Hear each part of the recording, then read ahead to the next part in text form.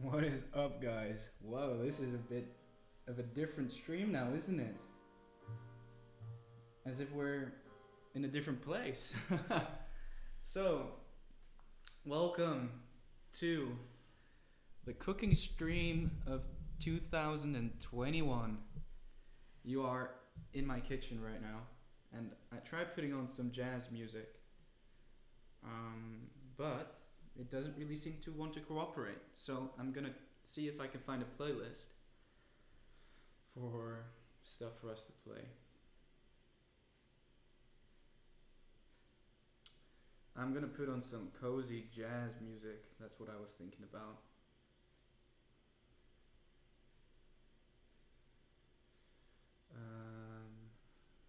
Jazz.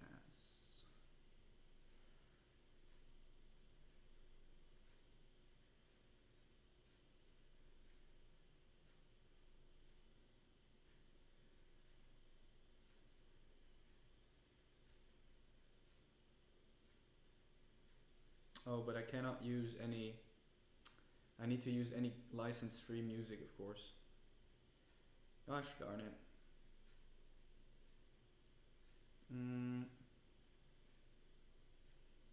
In that case, this will do for now.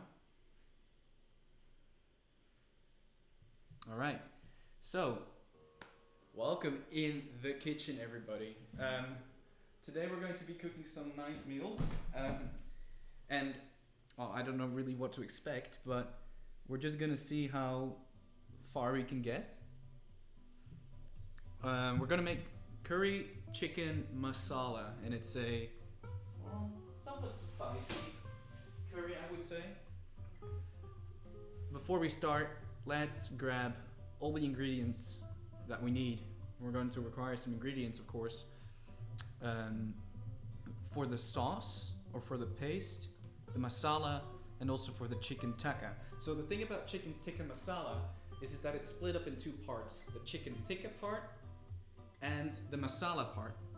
The masala is what gives taste and the saucy part to the chicken, to the curry, and the chicken tikka is responsible for everything that regards, the chicken. So, chicken masala, let's go.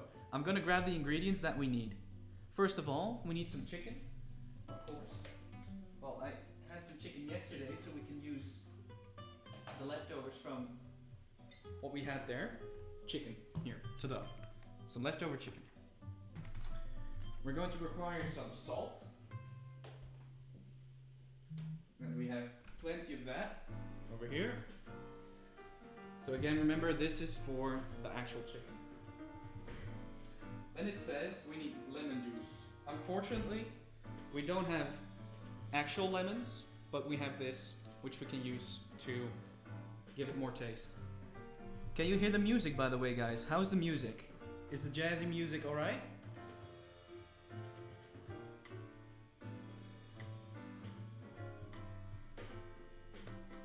Can you hear the music, actually? I'm wondering if it comes through. And if not, good background? Alright, nice. Then we need ginger and garlic. Ginger and garlic is what's going to give taste to literally everything that you make when it comes down to Indian food. So the garlic, and well, they say how many cloves of ginger? Garlic, they say 2. We're gonna go for more.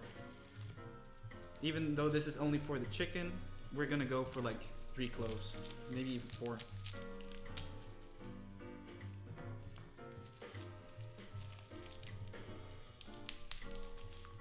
Garlic can be pretty sturdy to come out, but as you can see, 4 bulbs of garlic and ginger. Well, we'll cut it to size when we get there.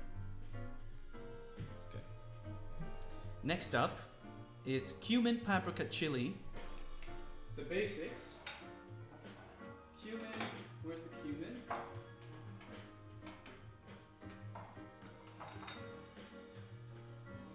It's not a lot of cumin, hope we'll make it. Cumin.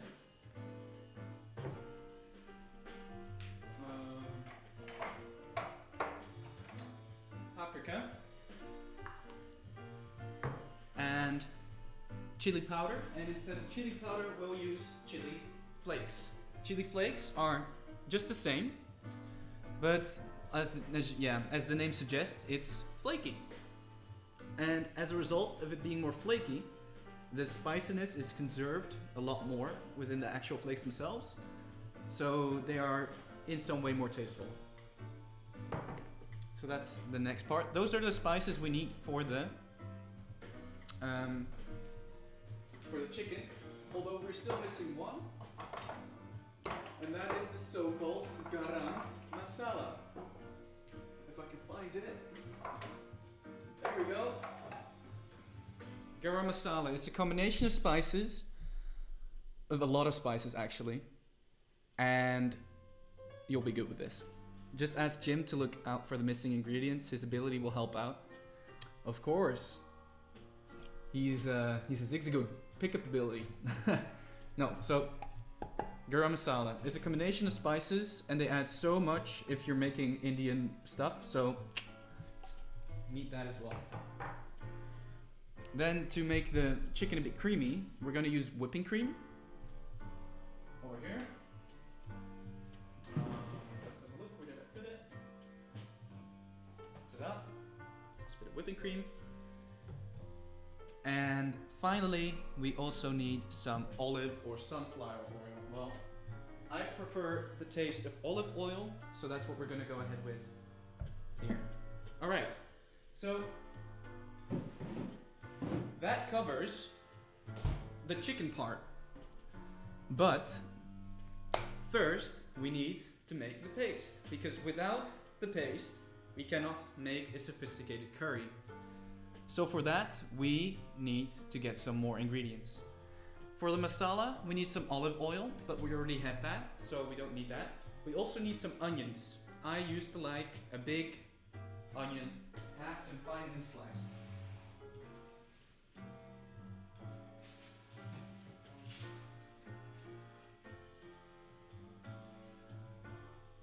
Looks like quite a solid onion for us here.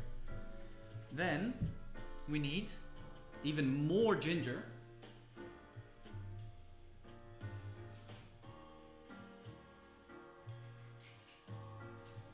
And for this, we can be really rich with the ginger. Boom. Hey, Smite, how's it going, brother? Welcome to the cooking stream. Hope you're doing all right. We need ginger. Ginger is a very interesting root. As you can see, it has hairs.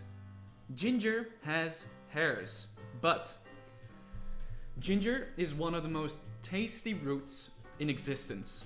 Always consider using ginger when you make Asian style recipes. If it is Indian curries, whether it's noodles, whether it's Thai curry, use it for everything. What's up, Mira?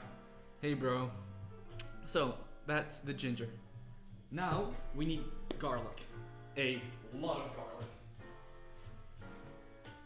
For the paste, we can easily count roughly how many cloves? Maybe 5 or 6.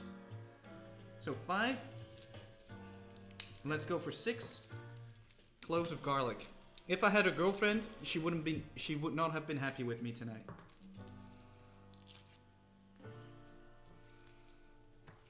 There we go. 6 cloves of garlic, right there. That's a lot. Will be smelly. There you go. Another 6 cloves of garlic. How tall am I? I'm not very tall. I'm 1.78 meters. So that's like right on average, I guess. Maybe even below a Dutch average. I really want chicken masala now, so please send someone over. I'll send my plane. I'll send my private jet right over to you, and then you'll get a portion. If you had a girlfriend, she would hate you for a 24-hour stream. Well, luckily we don't have that issue. And that's going, like, if that would be a deal breaker for her, well, too bad. Now, for the sauce, we're going to require some more cumin, but since we're short on cumin, we're gonna have to compensate with something else. First of all, we have turmeric, and we also use paprika, which we already picked, and chili flakes, which you already have. Just to make up for the amount of cumin that we've missed. I'll grab some more paprika, but I'll also add some coriander and some curry, actual curry powder. Then, furthermore, we need some yogurt, which we have over here.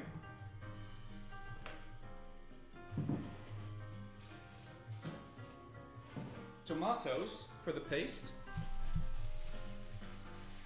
Chicken stock and salt.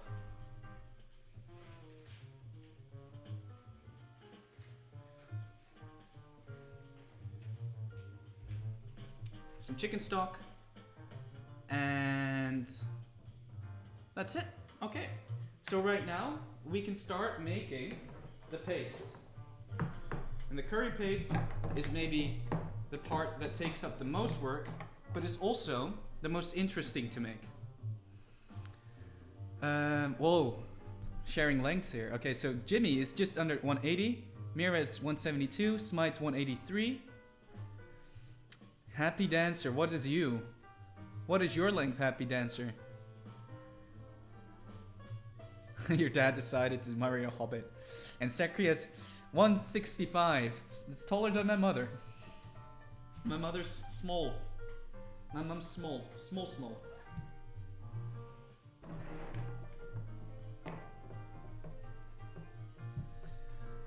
The jazzy music really adds a lot to it, I think. I suddenly start and want to dance. Alright, so we got all the ingredients. The passport says 188, but after a long day, more like 182. Nice.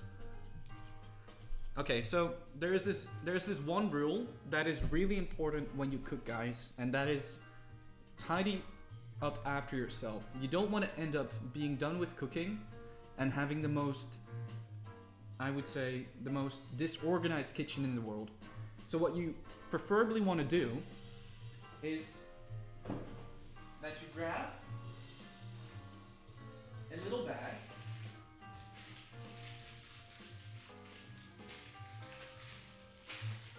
just a tiny little one, and use that to put all your stuff in that you're done with or need to throw away. You can either use the bin, but just using a little bag also helps a lot because you can heap everything up in one go and then throw it away at the end. But what Mira's saying is very true. Wash hands, and that is the first thing we'll do once we actually start cutting and mashing our spices together. Alright. However, before we do all the cutting, we need one thing that's very important. And there's going to be a poll. You guys need to help me decide. This is the first poll of the stream, guys.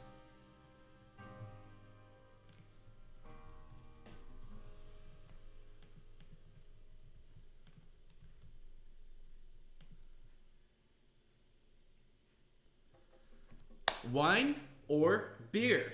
Which one is it going to be? Are we going to go for a beer or are we going to go for wine? I'll wash my hands in the meantime.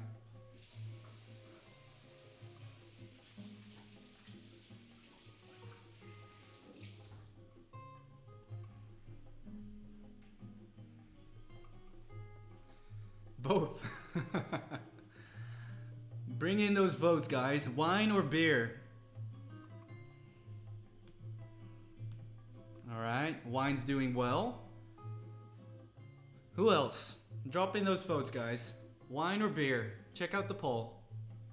It's just a couple more seconds left, but I feel like wine is going to win it. Okay. In that case, well, I agree with Smite. Wine indeed is godlike. So, in preparation, got myself a nice bottle. I'm not a wine expert, but as a Dutch person, I found that it was on discount, so I got a discounted bottle of wine. While it's still supposedly really good.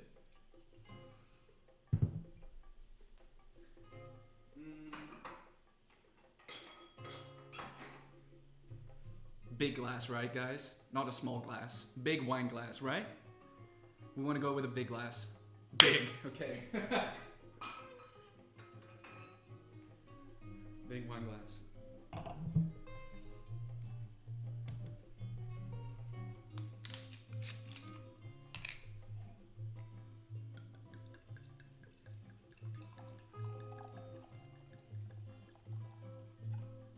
There we go.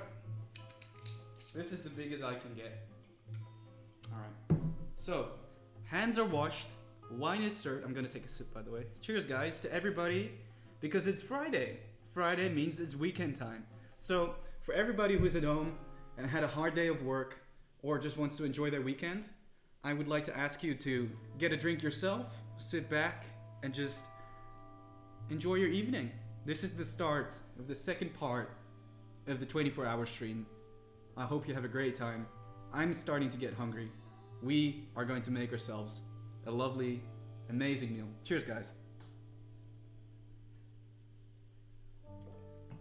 Ooh, yummy. All right.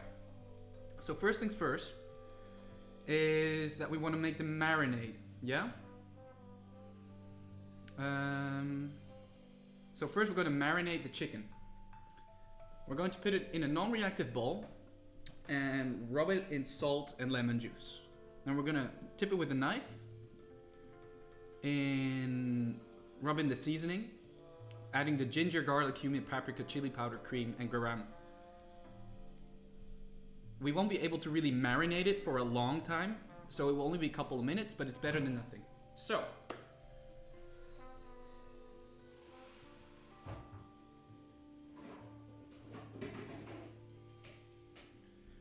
just a bowl, nothing that interesting. Sorry for the vegetarians out there, it is going to be chicken masala. So what we're going to do is, we got the chicken over here. I washed my hands already, so everything should be fine. And first what we're going to do is we're going to cut the chicken. I just only found out that the chicken has to be in slices, of course. So that's going to be our first thing. We're going to cut up the chicken before we can actually marinate it, because this is the way we're going to prepare it. So first, cut up the chicken.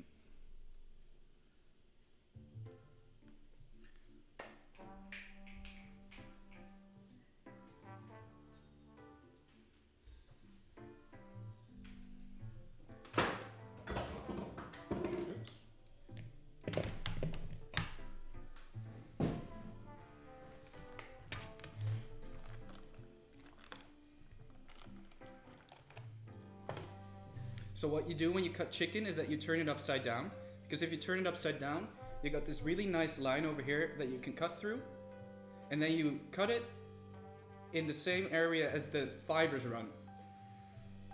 What I'm actually going to be eating is chicken muscle. That's basically the meat that you're eating from animals.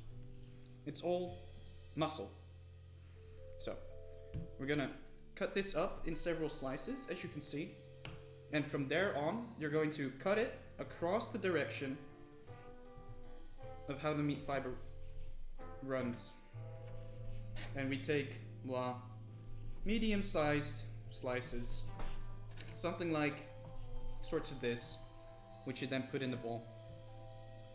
Alright. So with chicken you want to make sure that you always cut parallel to the fibers. So I don't know if I can show it to you well. Can you see it? So you see like lines running through the chicken. You want to cut over those lines. You can see the lines really well here right now. You see some lines? That's what you cut across. So you cut across there, and by doing that, it makes it really easy to loosen up the chicken.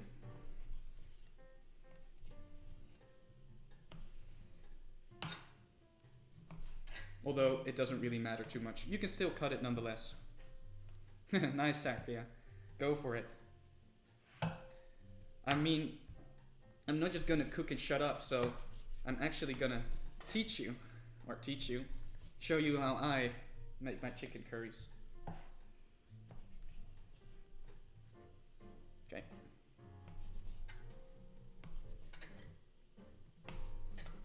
Cutting it up. Gordon would be proud. I don't want to invite him over, to be honest. I don't know. He might just call me an idiot sandwich or something. So, who is the Bob Ross of the eating world? Who is Gordon Ramsay's equivalent, Bob Ross? Will we upload this on YouTube? I'm thinking of uploading the 24-hour stream in separate parts, yeah. So I think I'm gonna upload them in the 4 parts that we recorded, and those are going to be 4 separate videos, yeah. I think so. But I still have to figure out how to do that. But we'll worry about that after the stream. Alright, so chicken. What we do now is that we add the salt and the lemon juice. So we're adding, well, roughly not that much salt, a teaspoon and a quarter, something like that. It still looks substantial, but really it's not that much. And then we empty the lemon juice that we have. There we go.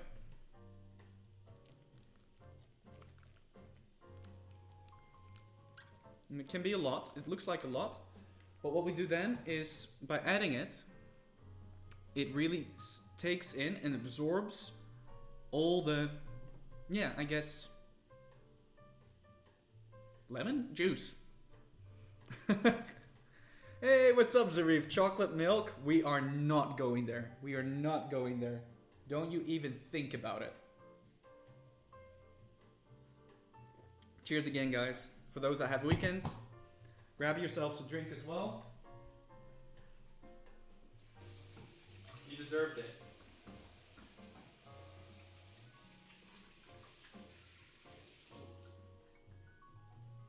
We're gonna grab a little fork and we're gonna poke around the chicken to make sure the lemon juice and the salt coat all the sides of the chicken. What's up, Maisie? One chicken was born in winter, the other said to it, hey, you ate no spring chicken. What a bad joke. Should I call you Maisie? Welcome to the stream. Hope you're doing okay, and welcome to the 24-hour stream, which is our celebration of hitting 300 followers and having streamed for 3 years. Hope you're doing all right.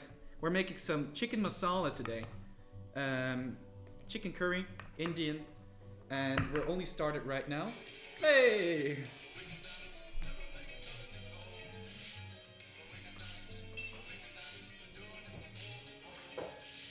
Thank you very much for that follow, Maisie. Appreciate it. So I hope you had a good day. Right now we're going to make the marinade for the chicken masala. First we're going to add some spices. We're going to add the ginger, garlic, cumin, paprika, chili powder, cream, and garam. That's quite a lot. So let's first start out with that. We've got some garlic over here, which we're going to cut first. I don't really have a good strategy for cutting garlic. I always feel a bit awkward when doing it. So what I do is I just cut off the buns, the ends, and then I don't cut it off completely, so I can rip off the surrounding skin. And then you can very easily peel off the remainder of the skin that's still there. So I am by no means a professional. I just like to cook in my free time when I have the time, because I'm a student and I like to say that I'm a busy guy. So sometimes I do really like taking the time to cook and serve a dish that I'm pretty proud of and happy with. In my opinion, guys, cooking is maybe one of the more relaxing things in life. For some people it adds a lot of stress, but in the kitchen you have nothing to lose. It's just you, your pans, your tools, and just you making some nice food for yourself, which you will be able to savor for a very long time. So, almost done with peeling the garlic. And it saves money. Very right, Mira. Now, sometimes the skin of the garlic is pretty stuck. And then you're just gonna have to peel it off and kind of scratch it off with your fingers. And that is why your fingers always smell like garlic after you've cut it. Okay. And then we just slice it up.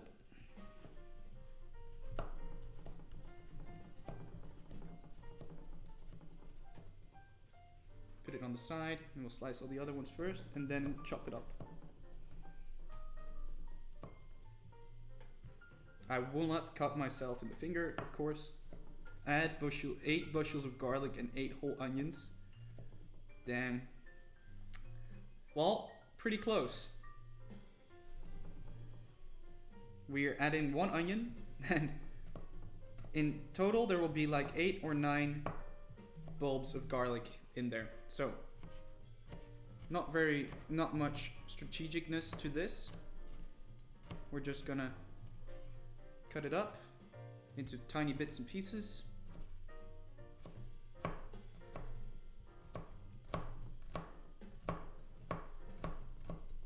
First we'll chop them up rough and we'll add them to the pile. As you can see over here, we'll add it to a little pile, and then afterwards we'll start chopping them up more precisely once everything's on one pile.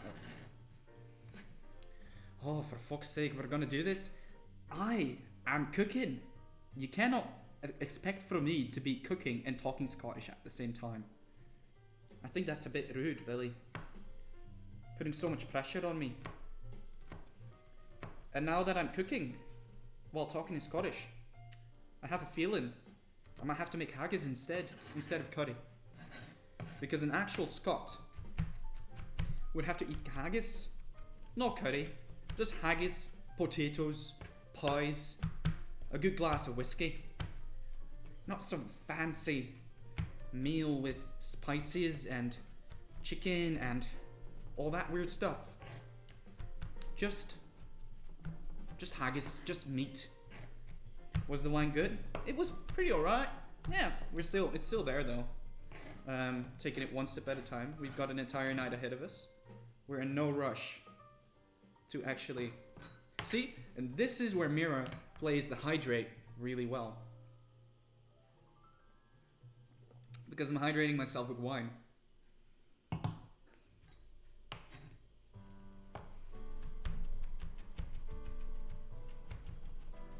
So as you can see, the garlic's chopped up quite finely right now, and that is why we want it.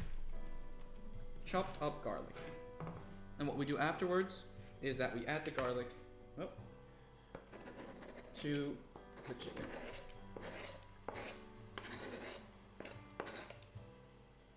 And we do this now and not later because we want the chicken to take in all the flavors of the spices that we're adding in the meantime. So right now we're also adding some garlic. I'm just checking how much. 1 tablespoon. So that's not that much. I would say roughly this. Just this much garlic. It's not much. Oh, the music's loading. In the meantime,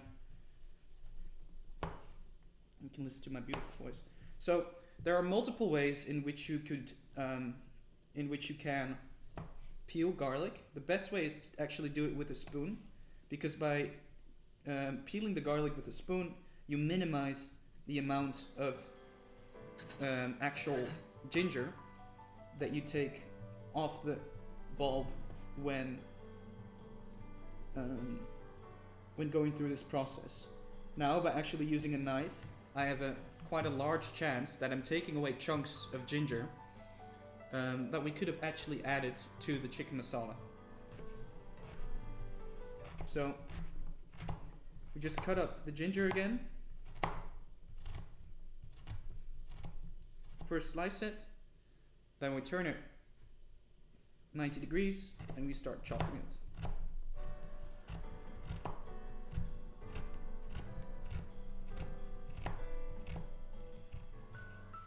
We turn it around again, and now we start chopping it a lot more finely. And what I like to do is that I put down the knife on one end and I just move the other one while keeping the other hand in place. And by doing that, you don't risk cutting off your fingers or hurting yourself, while you're still able to make relatively fast movements with your knife. And slowly but surely, we will have well cut ginger for the marinade. So we're going to go through this process of garlic and ginger cutting again when we make the paste, but first we need all of this to be in place so the chicken can be marinated properly. Almost there. I'm having some connection issues with my phone, that's why the music is falling away every now and then. And we add the garlic to the chicken. I mean the ginger, sorry. Alright, now that the cutting is done, we get to the easier part where we just spoon in the spices. We need some spices. We started with, let's have a look. Cumin, paprika, chili powder, whipping cream, and garam. So I'm gonna grab a spoon for the measurements. Here's the bowl. First we're going to add 1 teaspoon of cumin. We don't have a lot of cumin left anymore, so I'm just thinking of dunking everything that we have in here. That's almost approximately equivalent of 1 teaspoon. Okay. Then we add a teaspoon of paprika. Paprika, we have plenty. So this is approximately 1 teaspoon, just a small spoon. But if you prefer your curry to be a bit more, well, savory, you can always add a little bit more. But the important thing when adding flavors and spices is that if you decide to add more spices, you need to do it in proportion to the amount of spices you're adding on the side. So if you're adding more paprika, you also need to add more cumin so that the balance between the flavors stays in place. Now we add the chili powder or flakes. I would opt to go for something like this. I like my food to be spicy, but it's all up to you. The more you add, spicier it gets, but there's no rule on how you have to do it. Then we add the whipping cream, 6 tablespoons, that's roughly equivalent of this.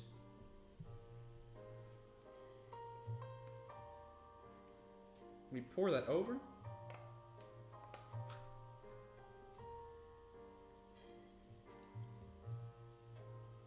And then finally, we add some garam masala.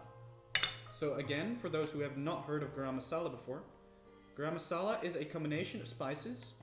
For instance, coriander, cumin, paprika, black pepper, cinnamon, cardamom, what's loud here?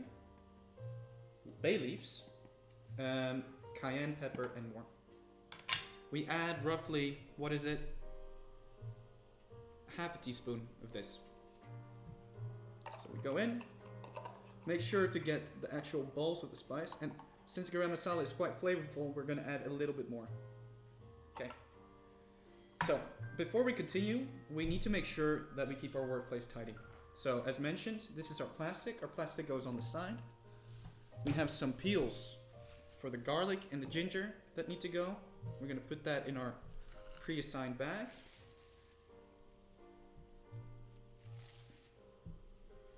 There we go.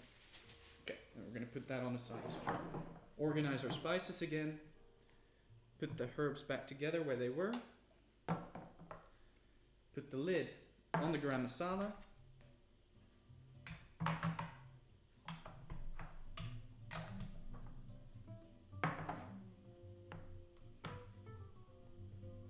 And now it's time to stir. We're going to stir and mix and refrigerate the chicken. So this is what it looks like now. It doesn't look very tasty, but basically it's a combination of all the spices, cream, and chicken that we have. So in order to stir it well, we just kind of go around it with the fork to make sure all the flavors get around all the parts of the chicken.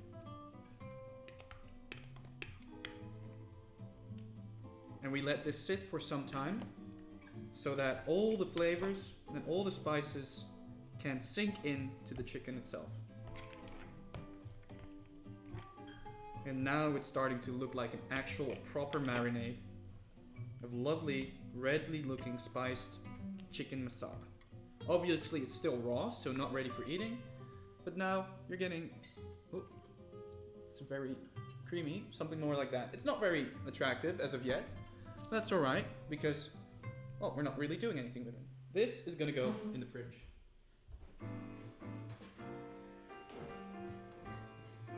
Where we actually have some space. Okay, now that that's out of the way, we're gonna work on our masala.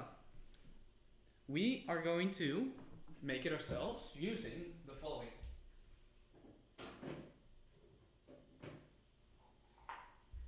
An actual mortar and pestle.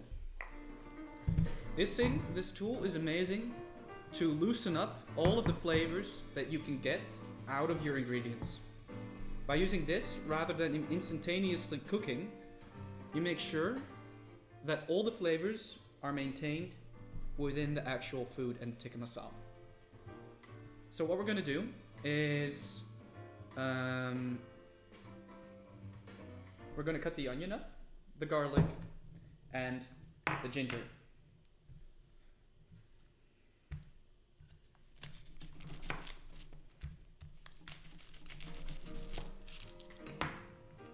Again, keep the bag for any remains next to us.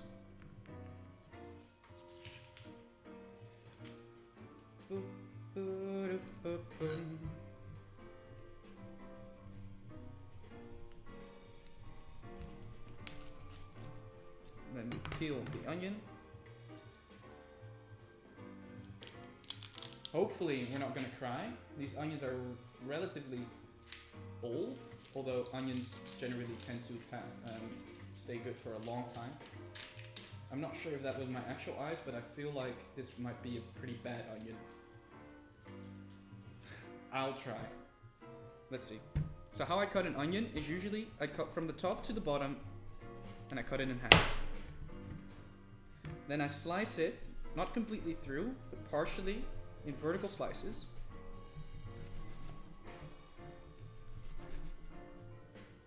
Trying to keep the onion intact to some degree.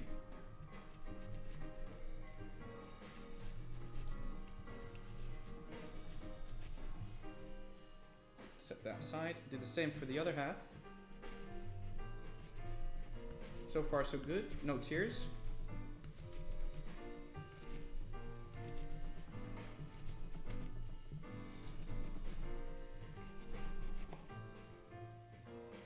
And now we start cutting. So we turn it around 90 degrees and we just chop down on the onion.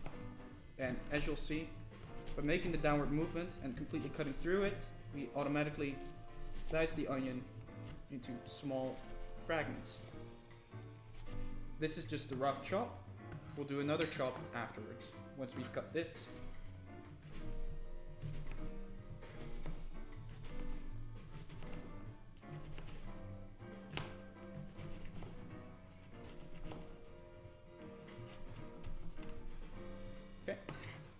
Now that we've done that, we've got some of the onion. We're not going to use all of the onion for the paste, just roughly 3/4. So I'm going to grab this and dunk it in there. And we'll keep the other parts of the onion for in the actual curry when we will start making the chicken. So we're just going to put that on the side for now. Then it's time for the monstrous amounts of garlic. Again, as mentioned, we have roughly 6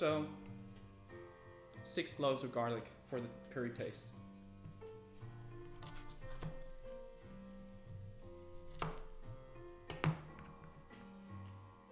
I'm going to peel it again.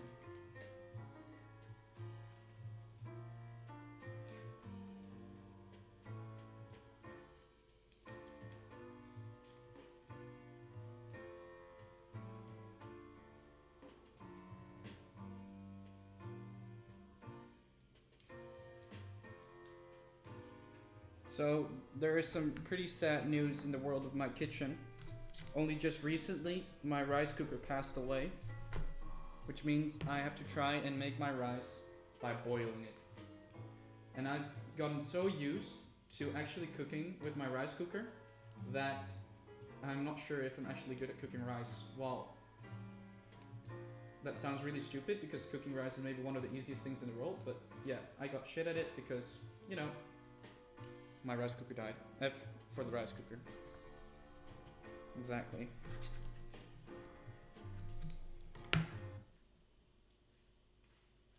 Alright, so still peeling the garlic. And we don't need to cut the garlic as finely as we did before, because we will now be adding it to the curry paste. And the mashing will do most of it.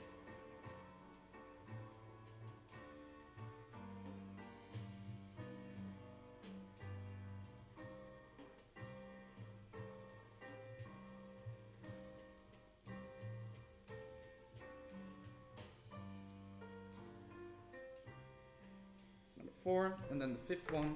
Oh, don't fall.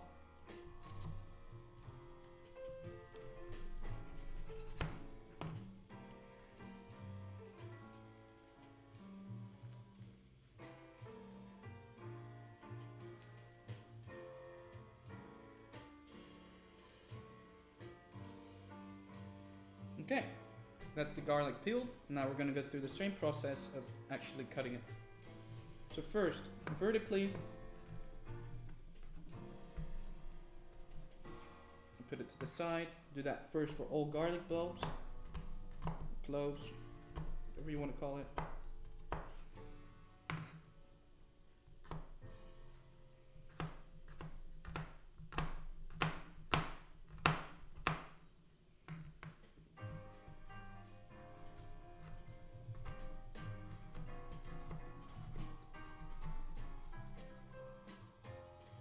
Okay, and then, oh, these ones are stuck together for some reason.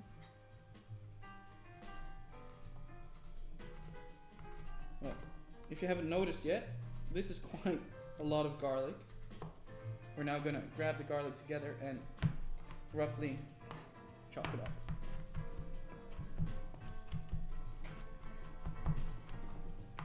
And only just roughly because, again, we are adding it to the mortar and pestle. Table shaking because I'm cutting, obviously, so it looks a bit silly.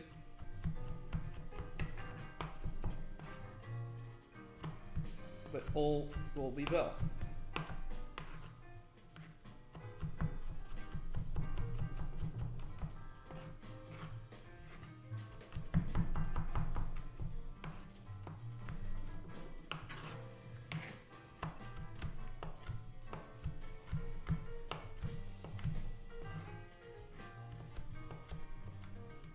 Okay, now that that's done, we also add this to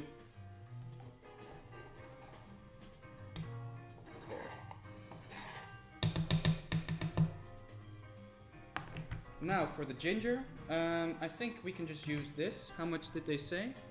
A tablespoon, I thought. Yes, another tablespoon. So we can just use the other half.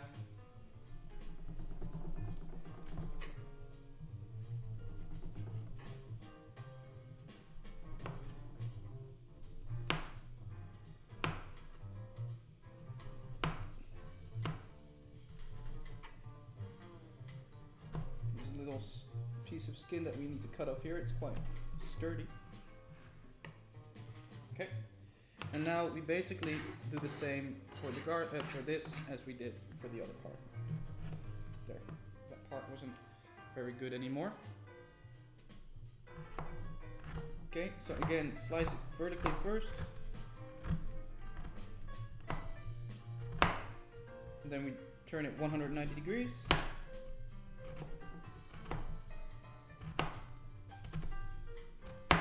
Press down on it to keep it intact. Then we just put it on the board and we chop a bit more. It would be great if Moist could actually drop in here, because Moist is the man of the cooking stream when we were making beer pancakes the last time. So I think a couple of years ago 2.5 years ago, almost 3, we also did a cooking stream, and actually that cooking stream did really well.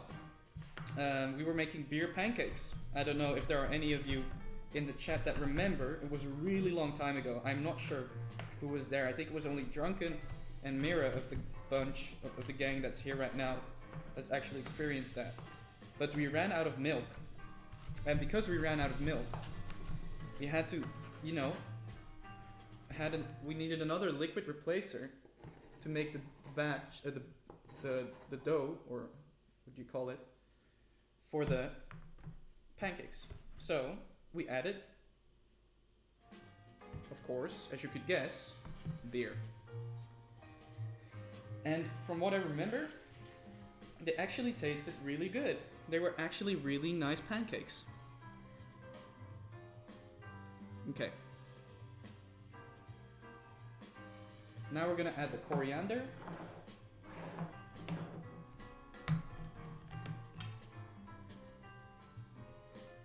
That's about 1 tablespoon. We can use quite a lot of this. And now that I look at it, I think we can add everything. So that's coriander.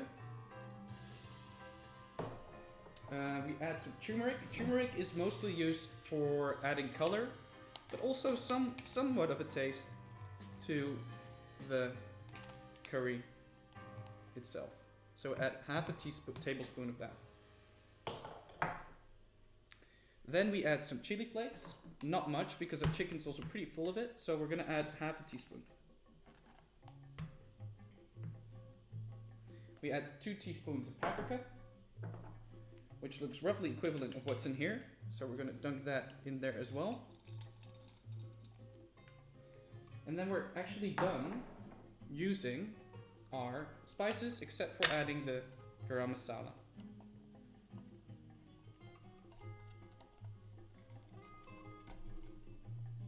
What we're gonna do now is that we're gonna add this together. We're adding a bit of olive oil as well.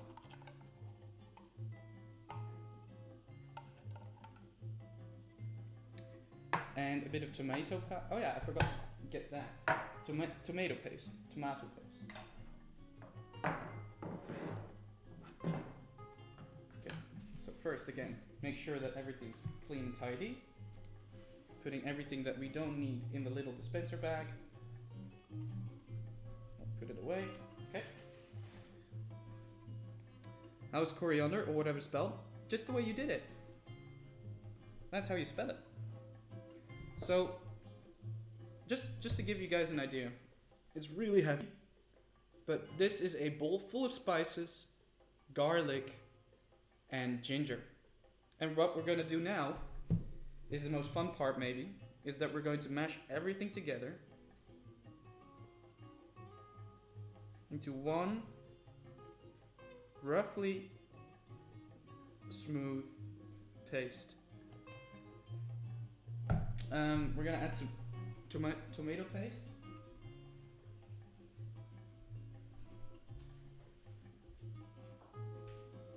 And this is just purely concentrated tomatoes. No gingerbread today.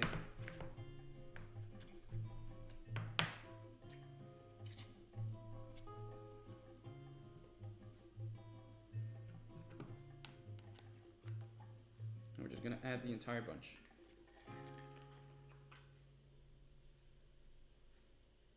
Okay. So at what time did I actually set the piano stream, now I think about it? We won't be able to make it on time. But we might push it back a bit and see how we run through with the time. Okay, so now the most fun part starts, and that is actually crushing everything. It can be a bit of a mess, but on the other hand, that's also what makes this so much fun. So what we're doing now is all the flavors are going to be suppressed into one wholesome paste of garlicky, gingery, and spicy goodness that is going to culminate into what is going to be the base of our curry. And we're actually allowed to kind of, you know, not be gentle. So we're gonna be pretty rough with all the stuff that's in here.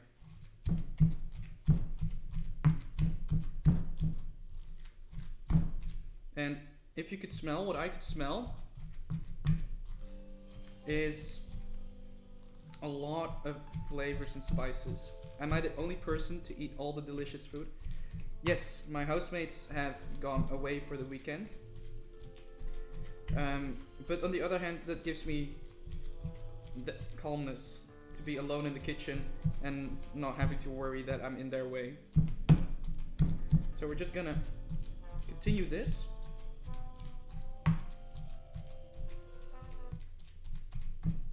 And we're gonna do a bit more mashing. Unfortunately, yes, I'm the only one to enjoy this. How does the ASMR sound of this? Yeah, I know Smite's here. Smite already booked a plane. So how does this mushy ASMR sound, guys? Once a nerd, always a nerd. This just sounds disgusting, doesn't it?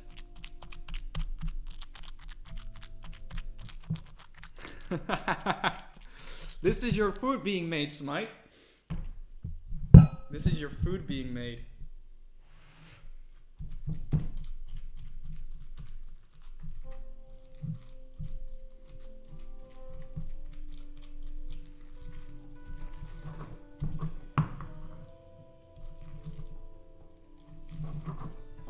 Now we're really truly grinding it. So now we've kind of only mixed it together. Now we're really truly going to grind it in between the stone, because that's what it's for, to be completely grounded apart. So all the flavors that we have over here can come free in the mortar and pestle. Loving this content. What's up, Pina Colada? How's it going?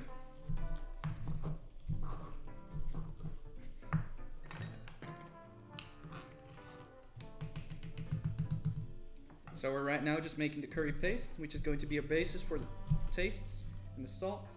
I'm going to add a bit of salt now that I think about it, because otherwise it might be a bit bland, but not too much, because salt can quickly overpower the tastes of the intended curry paste. So you want to be kind of careful with the amount that you add.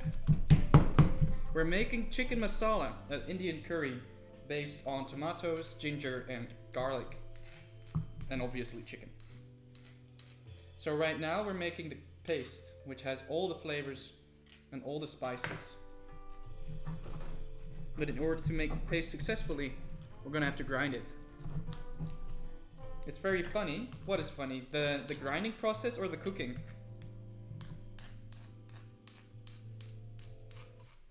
This is actually something I feel like I want to do more. Just hang out with people while I'm making some food under the enjoyment of some food.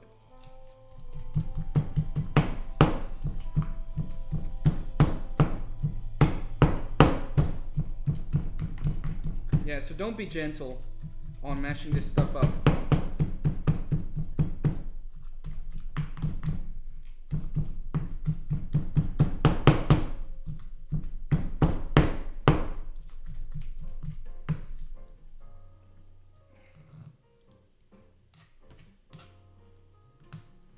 Always in your comfort zone when gaming, but not much in the kitchen. You see very rare people that are watching you stomping on that paste.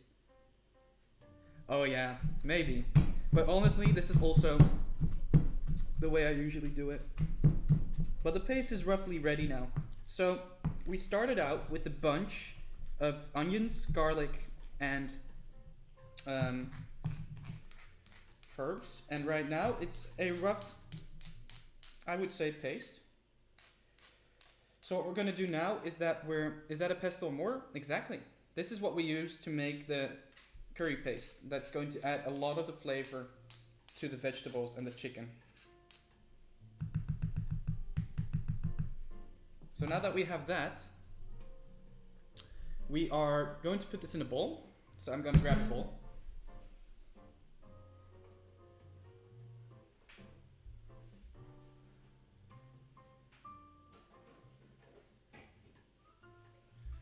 And we're going to spoon it over. We're gonna spoon this stuff over into the bowl.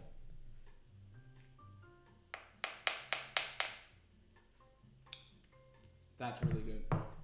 Man, so many flavors.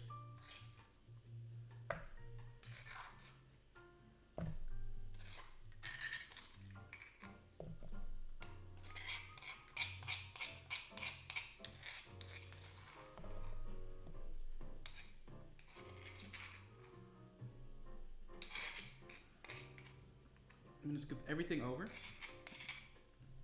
And this, the guys, the flavors that are coming loose here are insane.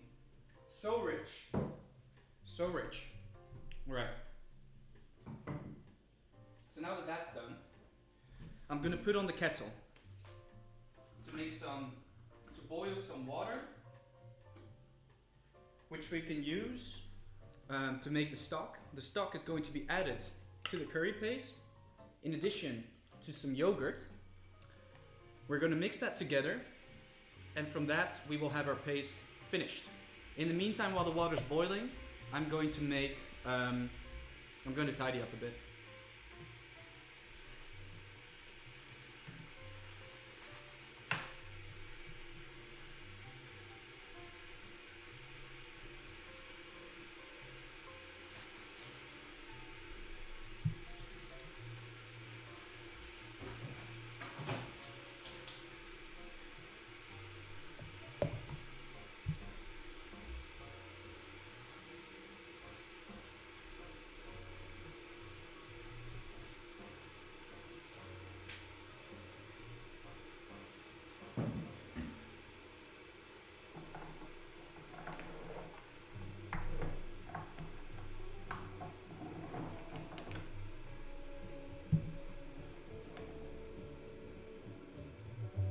It's pretty, isn't it?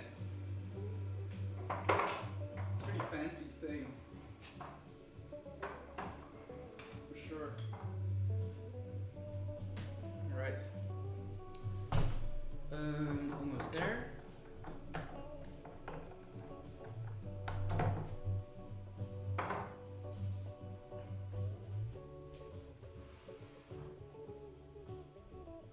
So what we need now is roughly 350 milliliters of water, if I remember correctly. Yes. This is a little cube of stock. We're going to add this cube into this container, and you can just kind of grind it between your fingers to make sure it dissolves already. Because if you just add the cube and then pour the water over it, there's a high chance that the entire cube will not dissolve and you're going to get clumps. So you just want to break down that cube with your own hands so that all the stock can come free. I'm just gonna clear the table of some remaining things. Okay.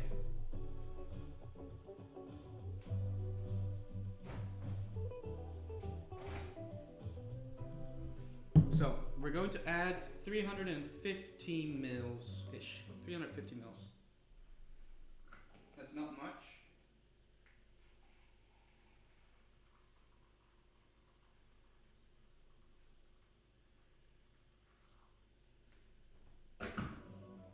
We're going to make sure that this is all well stirred.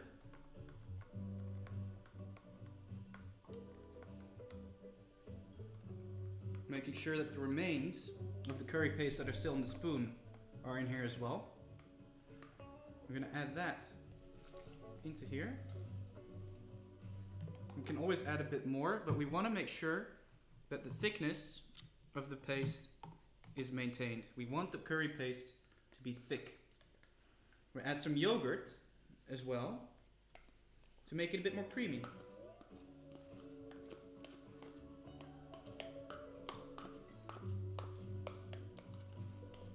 And wow, the flavors and the smells of the spices that are coming free right now by adding this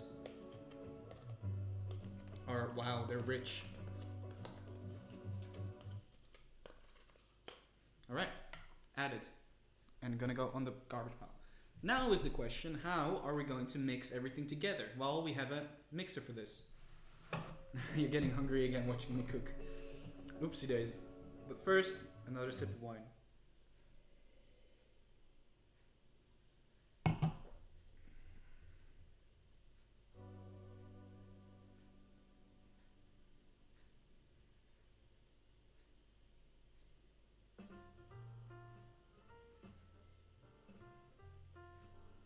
What's the happy birthday?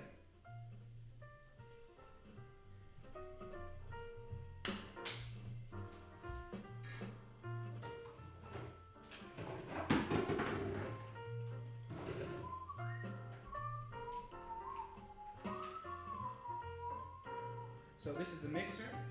We're gonna plug that in here. And I'm just gonna remove the bowl with the paste over to here.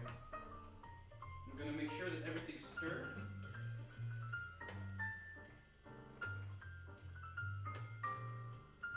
And then I'm going to mix everything up.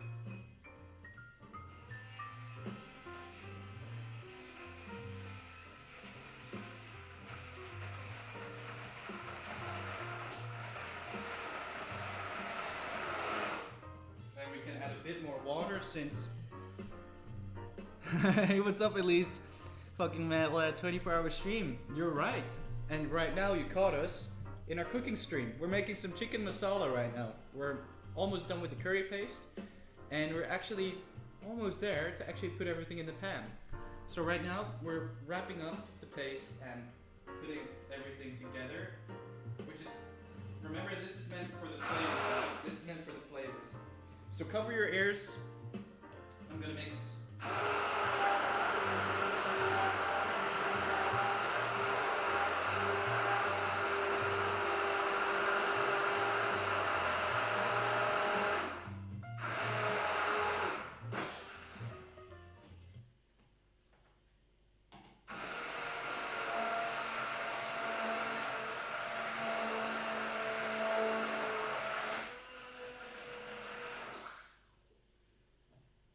There you have it.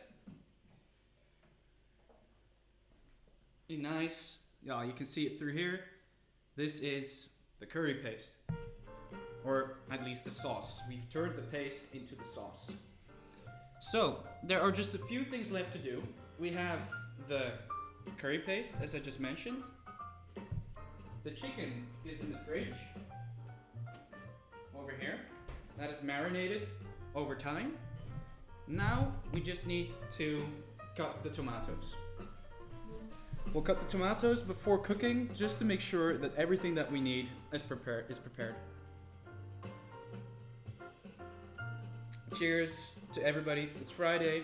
Treat yourself. Relax. We've made it through another week. You should be able to reward yourself now, I think. So we're just cutting the tomatoes up in slices. So how are you doing, Elise? How are you? How's life? How are you feeling good? Ooh. I know, right? Friday.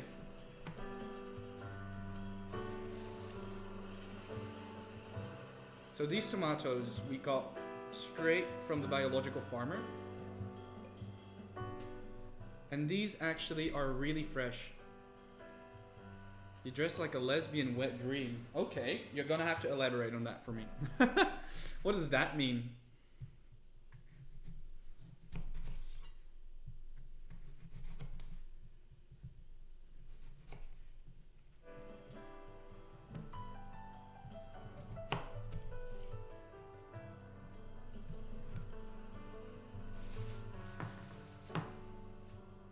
But I'm glad you're doing fine, by the way. Good to hear.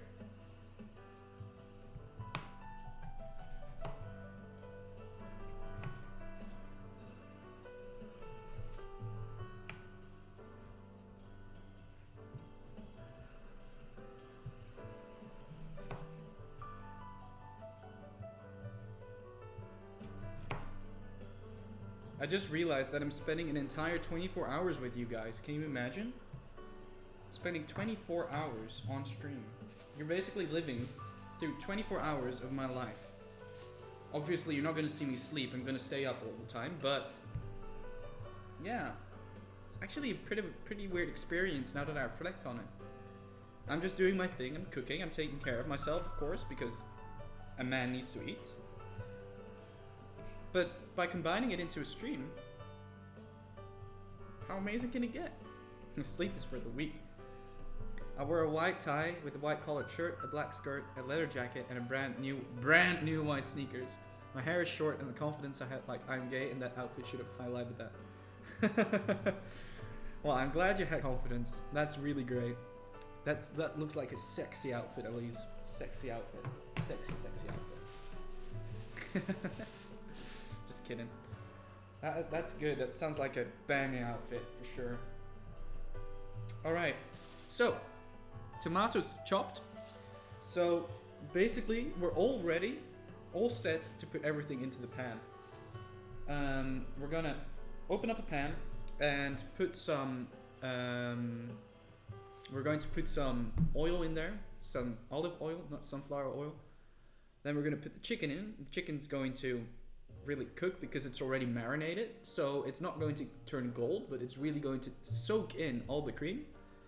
And once it's soaked in all the cream and it's actually cooked or baked, what do you say that? Yeah, I think cooked. We add the tomatoes and the onion. Once that's all done, it starts to simmer in. At least you go for it, girl. So once everything's soaked in, we're gonna add the curry paste to make it even more flavorful, and then I forgot actually to take this out. After that, we will add these chickpeas. I completely forgot about the chickpeas.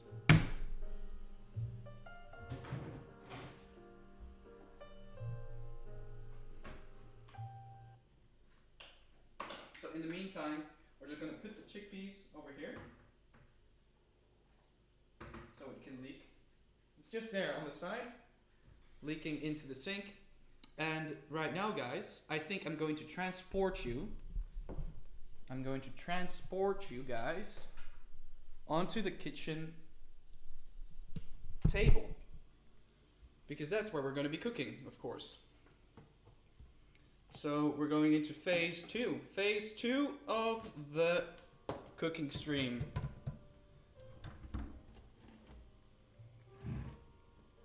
I'm just making some space, which in hindsight I should maybe have done a bit earlier. But we'll be alright. We're teleporting. Pan exists. Pans exist. Pansexuals, horny anime noises. I cannot deny. Pans definitely exist. Alright.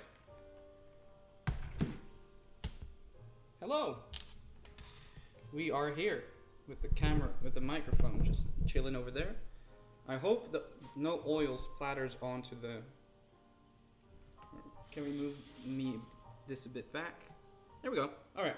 So, let's go. Yep. Hello. Let's have a look. We need a pan, and we're gonna go for this one. A rather deep pan for the sauce to sit in, while also still being able to cook it. So we're gonna put it on medium high, I should say. Is the audio still alright, guys?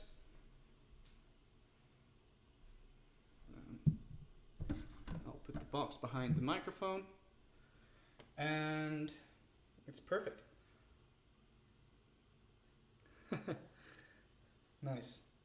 Audio is great. Okay, my music is just being a little bit of a bitch. So it was right there. Now it's gone off again. It doesn't really know what it wants. It's being a bit of a bitch. See if I open the door, it helps ever so slightly. Connect. Make music.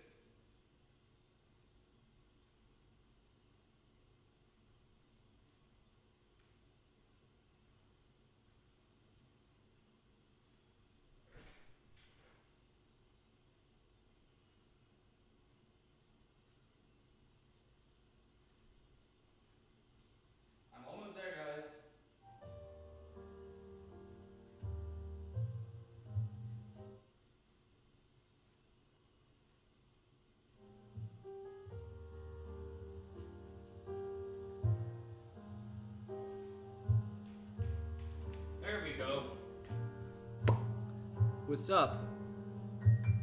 It's not trying its best. It needs to step up its game. No slacking off in this kitchen. Gonna add some olive oil. Olive oil is gonna heat up. Oh, you're trying to intoxicate me with alcohol. Is that it, Smite? Here's that glass of wine you were talking about. Pretty nice, pretty nice. Yeah, you guys want to feed me drunk. That's not going to happen tonight. That's not going to happen tonight. Okay. Point of view, you're a ball of water on the counter. Yep, pretty much it. It's focusing on the glass of wine. Oh, the music. So nice.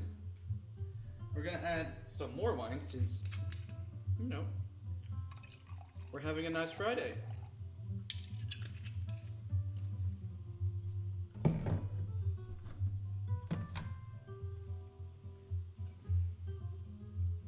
So we're taking out the, Lise is also trying to make me drunk. We're taking out the chicken. We're putting the chicken over there.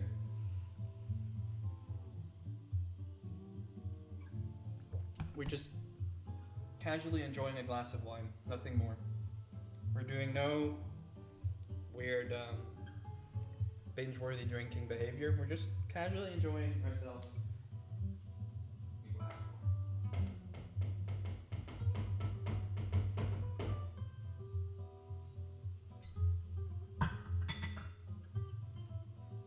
So there is the paste. And the chickpeas have probably leaked out as well. So we can put the chickpeas over there. And then we have everything in place for the next step. I have no clue. I think it's like 7. No, it's more. I think 12%? Something like that. In the meantime, what we're going to be doing is we're going to be rinsing off some rice. We need the rice to be rinsed. Otherwise it gets very sticky and it doesn't boil well. So,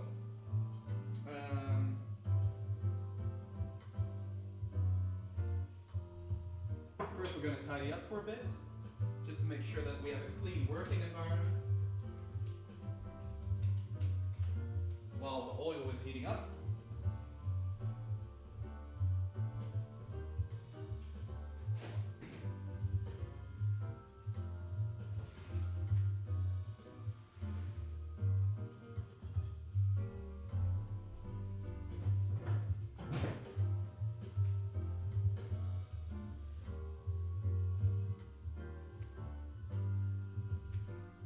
Okay. Rice time. Let's go.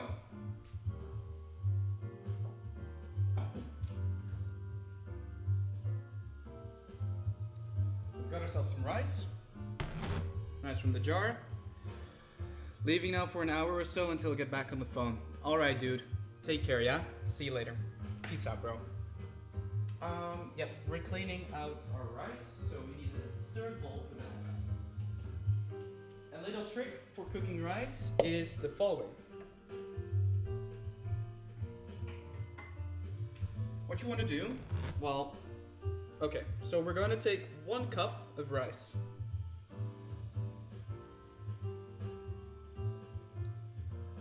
We fill it to roughly until the glass is full. We gotta keep that amount in mind. Okay, so we got roughly a cup. Keep that in mind, roughly a cup. We're gonna clean it.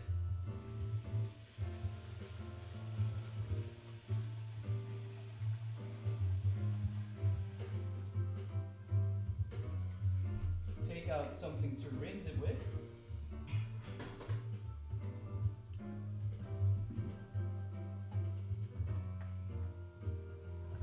And what you want to do is you want to get the stash. Hey Elise, how's it going, man? I mean, I said Vash. Did I say Elise? I meant Vash. Hey Vash, how's it going? So right now we're cleaning the rice to make sure that it's less sticky. we need to do this, otherwise the rice is going to clump when we're actually going to be cooking it. So we are cleaning it up.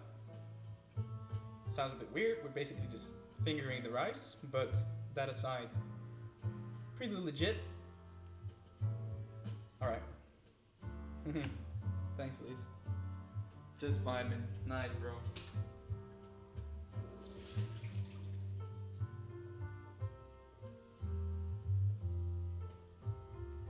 Alright.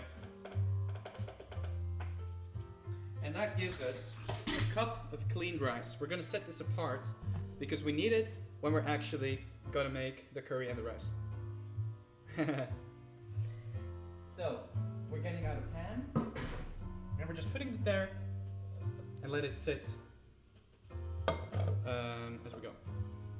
Now remember what I said about that we need to remember how much rice we put in the cup. That's the case because we need to multiply the amount of water times the amount of rice we had in the cup times 1.5. So times 1.5. So we're going to add, well, the same amount, plus another half. And preferably a bit more. Lurkin, heckin' sweetheart. You guys all are sweethearts. You guys are adorable. Thanks for stopping by. Let's take this as an appreciation moment for everybody that I truly love it that you guys are hanging with me. For the guys that know me for a long time, but also for the people that are just chilling here with me today. Especially like people such as Faz, Sakria, Elise. We've only met just a couple of weeks ago, but I'm having an absolute blast with you guys. So thank you so much for hanging out. I really appreciate you all.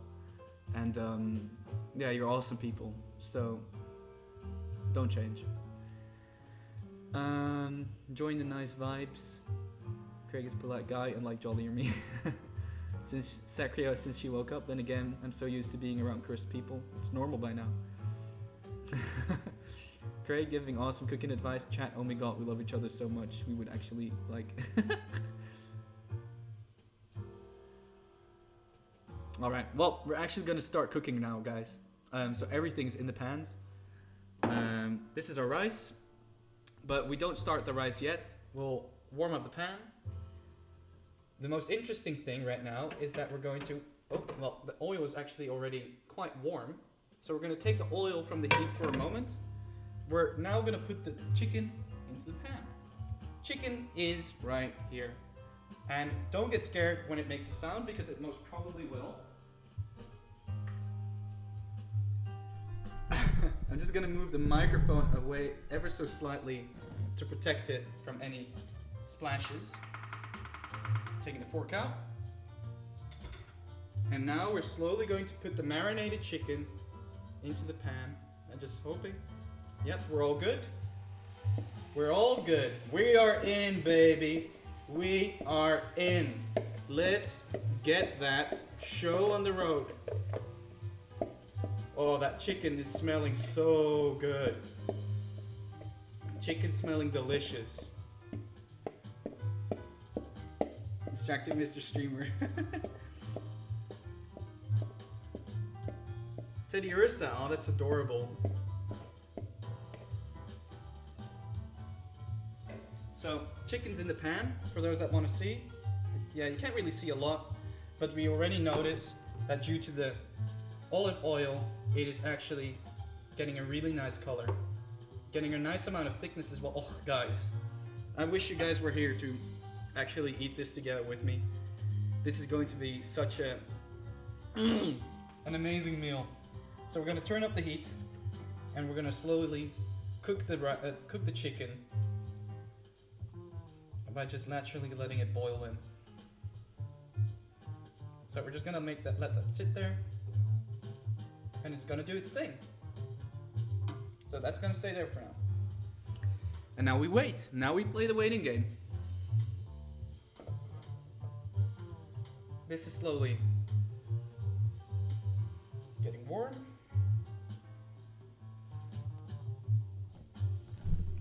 Teddy isn't as cute as Jigglypuff. I politely have to disagree.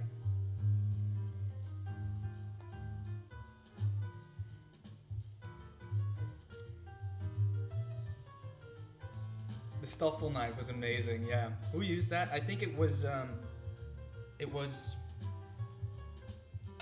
see, it was, what was his name? Steinful, I think. For those that have just jumped in, we are obviously now working on the cooking stream, but after we've had dinner, we're gonna move on to a piano stream, where we will be playing piano, obviously, but I'm all open for requests. So if you have any music that you would like to hear on stream, let me know. I'll see if I can either read it from sheet music that I have, or I can try and improvise, one of the two. But we are gonna be hosting a piano stream in roughly an hour or so. Through the fire and flames, that's not gonna happen. Does that song even work on piano, I wonder? I don't think it will, right? I can't imagine that it works on piano.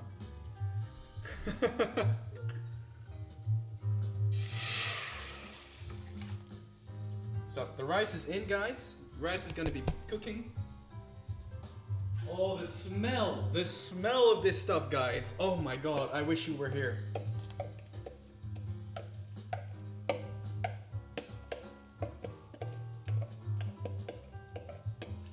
But yeah, I hope you guys like a bit of piano because we're having plenty of it after dinner.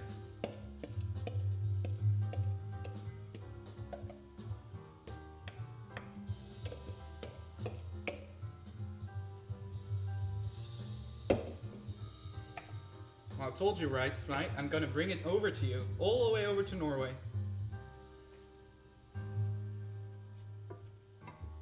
Promise is a promise. Smelly Vision would be amazing for a real life cooking section on Twitch. Imagine that they, instead of having audio sensors and microphones, they have like sensors that pick up on smells and transmit it through your microphone. Wouldn't be so great for horror movies and gross films and stuff, but for cooking streams, it would be pretty nice. Can you still hear the music well enough, guys?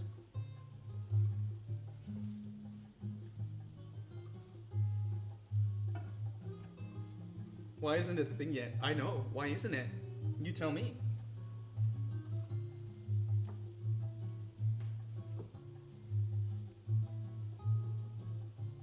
Wow. Oh, the smell.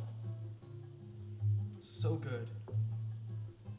And that's the joy of making your own curry paste and don't use any like bags and pre-made pastes, because when you make it yourself, the actual flavors are still there. They are so present still that every piece of flavor or every spice, every inch or gram or ounce is used. Let's see if I can give you a little update on the situation. This is the chicken boiling right now. It's actually going quite fast, so we're tuning down the volume slightly.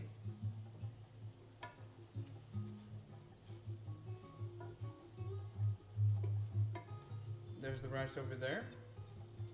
And afterwards we're going to be adding I'm just going to hold this thing, I think.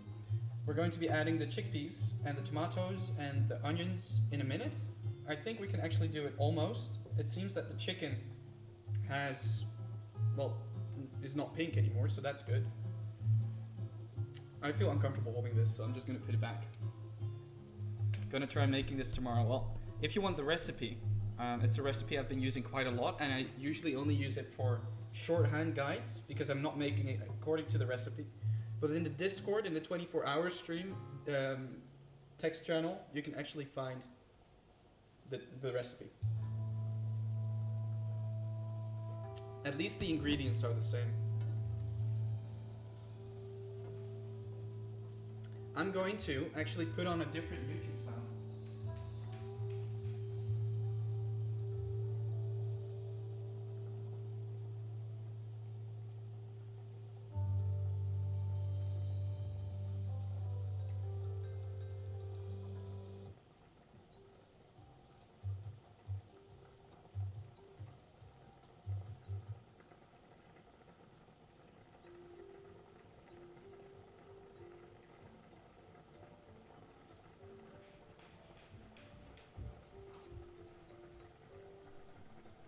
See if you recognize this music, guys.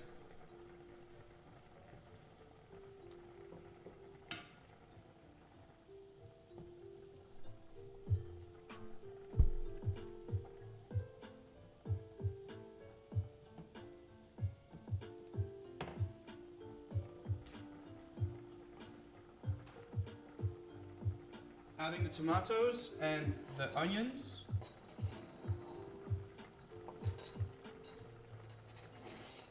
And I let them boil soft.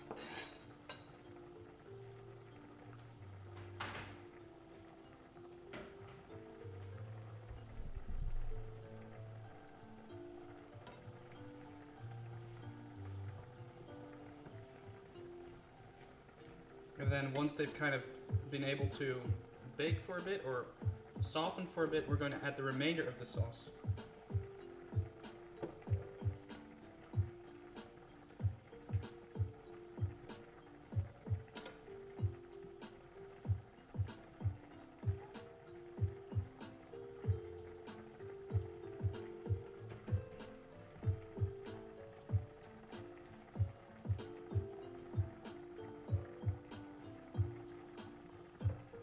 So in case you guys haven't gotten a drink yet, make sure you do. It's Friday. It's time to celebrate. Time to treat yourself.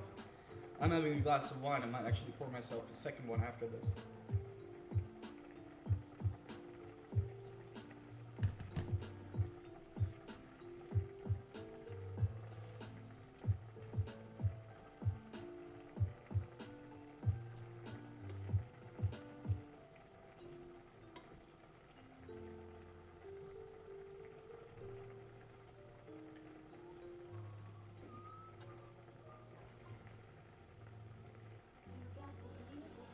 I don't want fucking ads.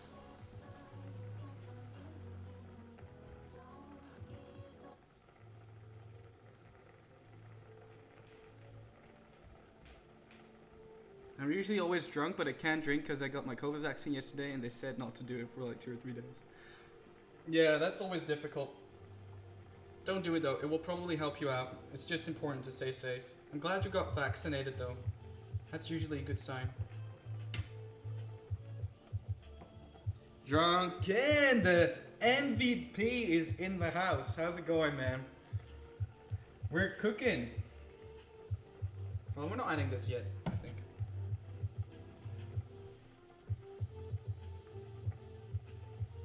Playing some Pokemon Lo-Fi on the background, almost done with our chicken. A little update on how it's looking. Added the tomatoes. Oh. Almost done. It's just brown sauce, but yeah, the chicken's in there, the tomatoes are in there. Adding the chickpeas and the final curry paste quite soon to finish up what is going to be an awesome meal. How's it going, Drunken?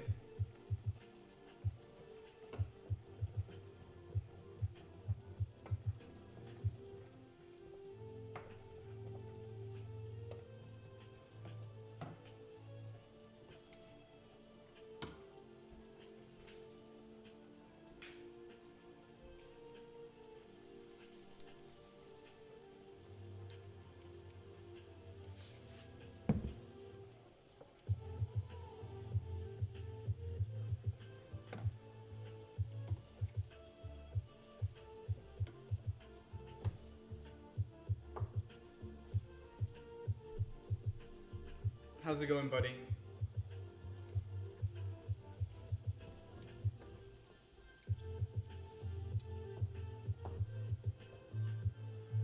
Adding the chickpeas, an entire can of them.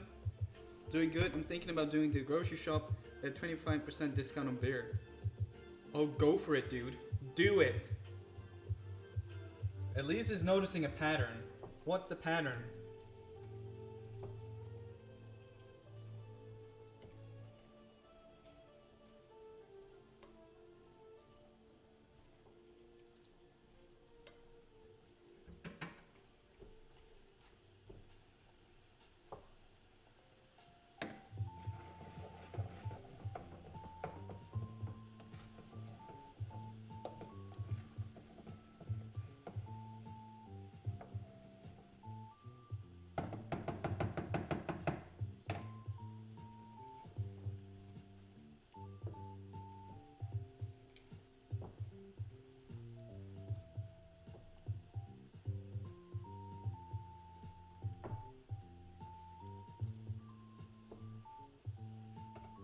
cat poked on my... Oh, puked on your couch. Oh no.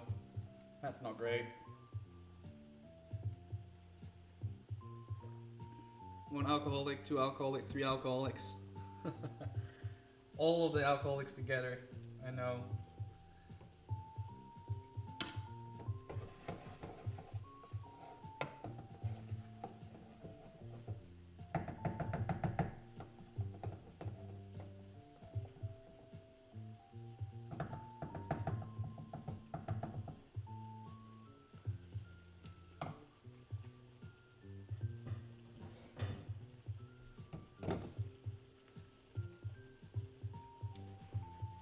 We're almost done, guys.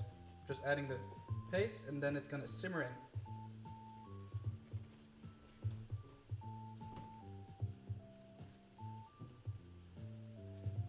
Adding the curry paste now.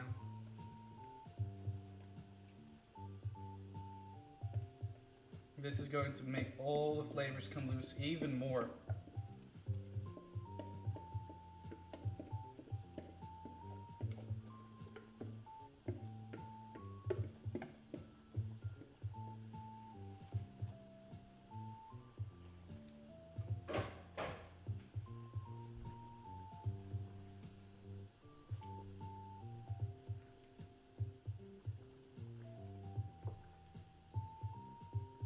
Now it's just time for it to all take in all the flavors. Now it's just a saucy, large hole. No. Shut up with the fucking hands! New juice, stop it!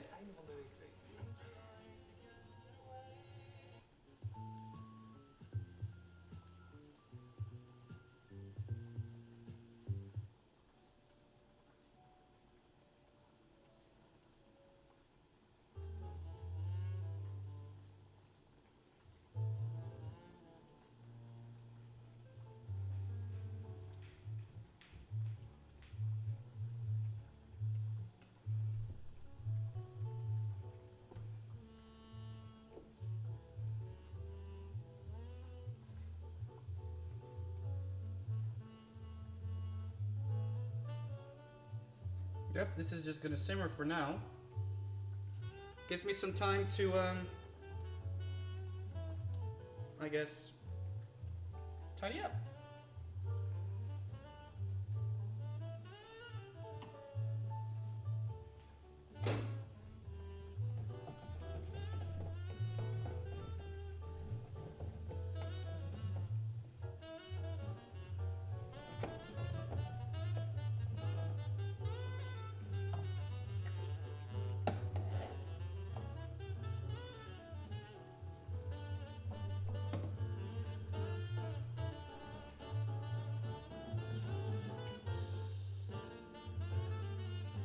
So I actually don't have any naan bread. That's unfortunate.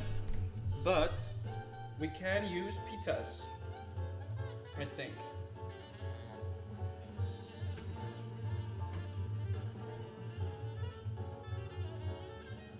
So we can put some pitas in the oven, or we can just leave it as is and just let it boil and just enjoy all the food we have here. Just to give you an idea of what it's looking like. Bubbling! Bubbling curry.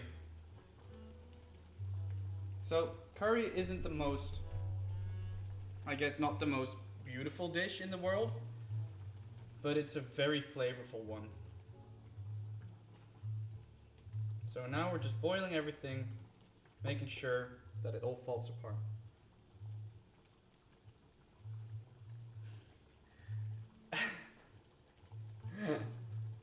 Drunken! Do you really want to put me through that? Do you really want to push that and do that to me? That's gonna be such a waste of food. I mean, sure you can do it, but I won't have dinner. I will make the 24-hour stream because I don't have any food. We're going to waste a lot of actual good ingredients.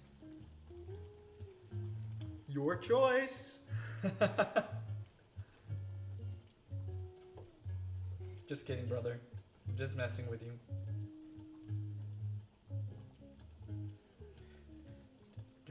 da da da da da da. Yeah da da da. Ba bam bam bam bam ba dum bam ba dum bum. Yeah da da da da da da da. Yeah la la.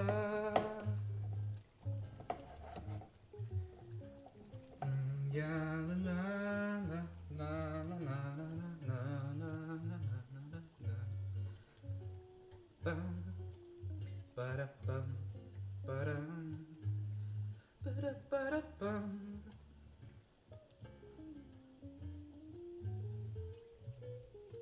Cinnamon challenge? No way, dude.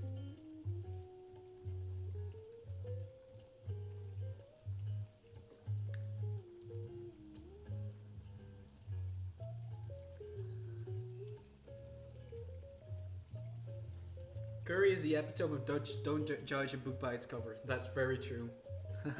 Drunken's just here to mess with us, guys. I'm gonna have to get a charger for my laptop. I'll be right back. Guys, make sure that this doesn't burn. Your responsibility.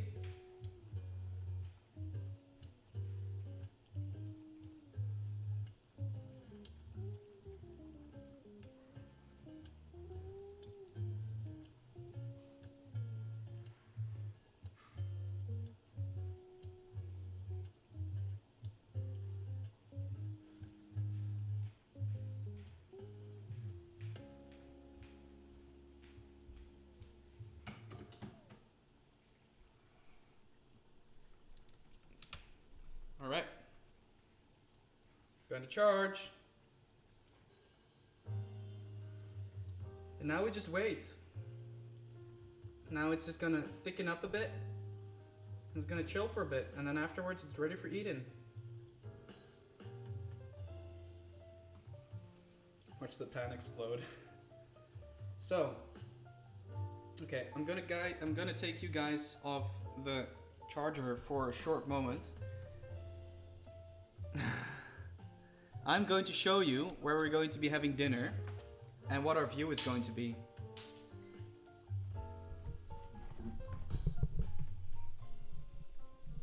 Alright. This is going to show you. Whoa, that's bright. This is going to be our view. Oh, Elise, are you alright? This is going to be our view for tonight. The Smurf came by. Oh boy. So we're gonna have dinner here.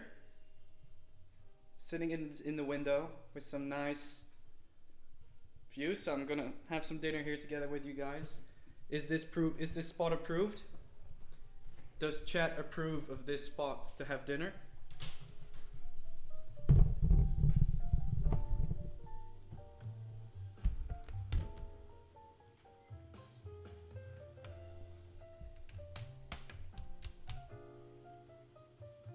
Alright.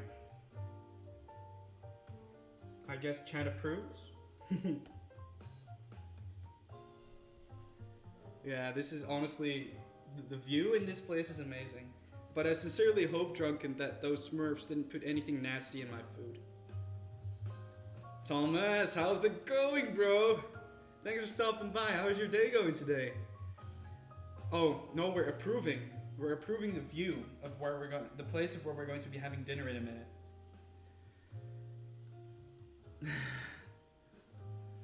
Just some boogers. Oh no. Well, the curry's done, guys. I think it's done.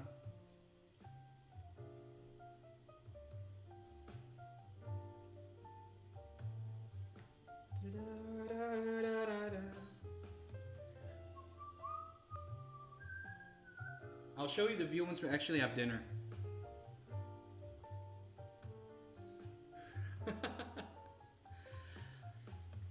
We will actually be sitting there, Thomas, when we have dinner, which is in 5 minutes, and then I'll show you the view.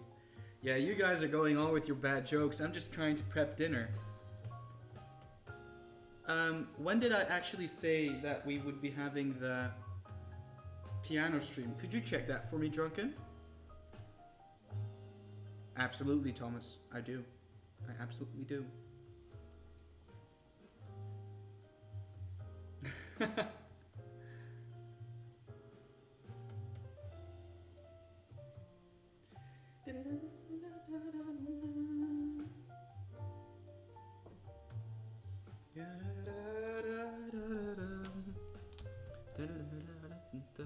I'm just gonna shoot somebody a message when I can come over to pick up Mario Kart. Yeah, na, na, na. Whoa.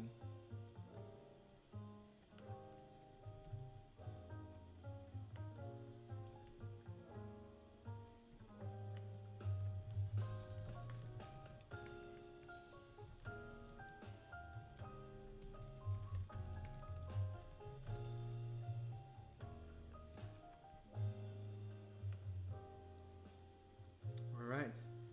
There's no timestamp for the piano? Oh, there is. Oh, okay.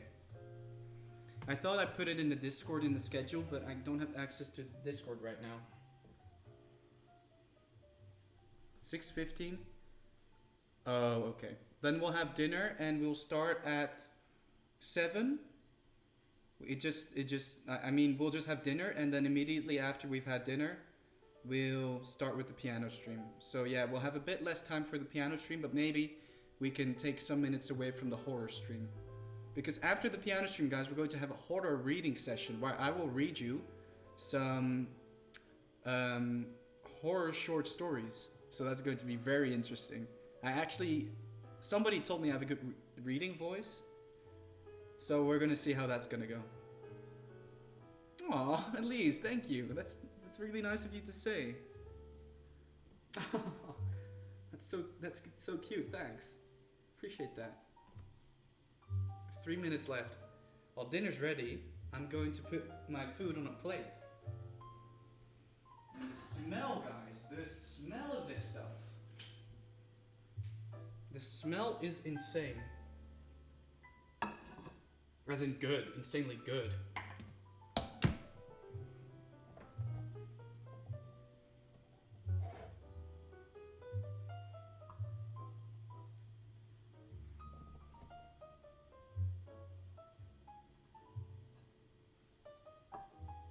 Okay. Dinner is being served.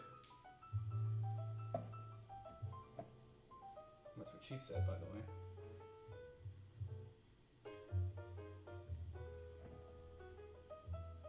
Oh, guys, stop it, you. You're making me blush. Okay, so I'm still not a pro at making rice without using a rice cooker, but it'll have to do.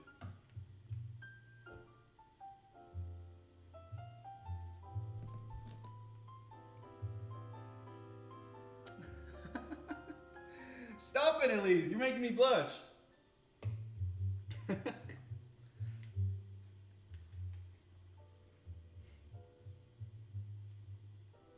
Oh, wow. The consistency of this sauce is... wow.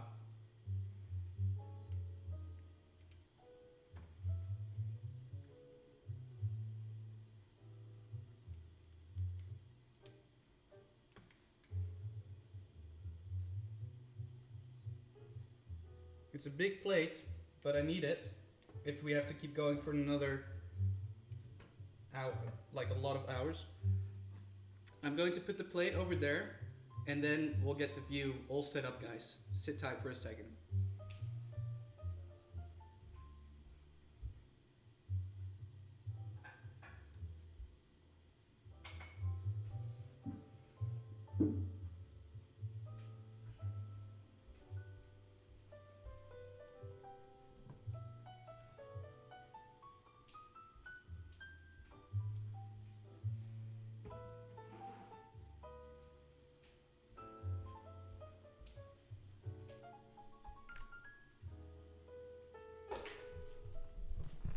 And we're moving.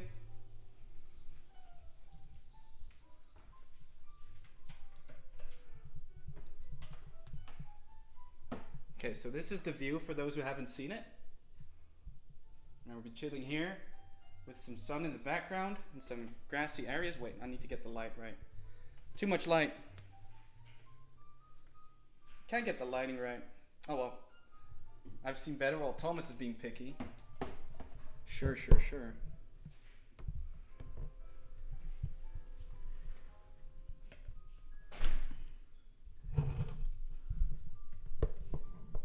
Alright. Dinner served. My housemate just got home. That's why I waved. Alright, I need to make this to put the table a bit further away. Alright. Oh. There's a bit too much lighting, but I guess we can live with it. Okay. First of all, we've run out of wine. So we're grabbing ourselves another glass.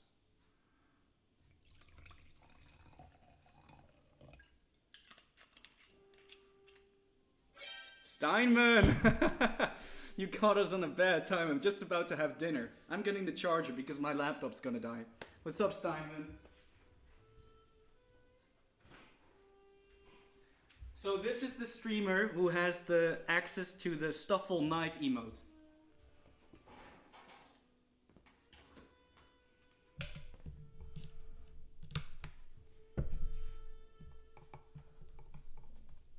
This is the one with the Stuffle emote, right?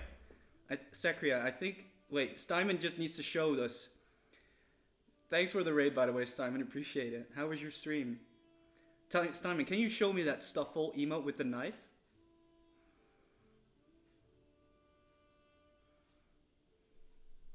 We're all waiting. We're all waiting.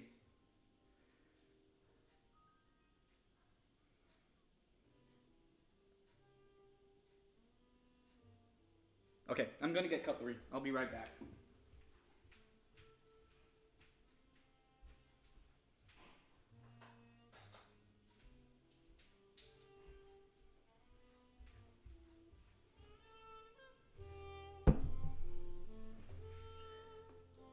Oh, you didn't have that? Then it was somebody else. Somebody had the Stuffle with the knife emote, but I don't know who it was again. Ah. You come in at a time where we are being wined and dined by a fine green-eyed fellow who reaffirms the sexualities of many a biomatic. At your service. Okay, so today I have made some. Maybe I can show you. I hope it looks good for you on stream. Some chicken masala with chickpeas, rice, and a lovely view.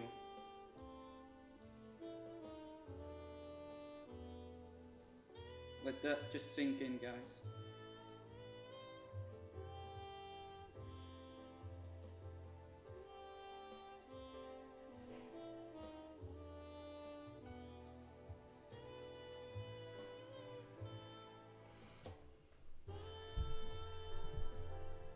A 100 followers, Steinman.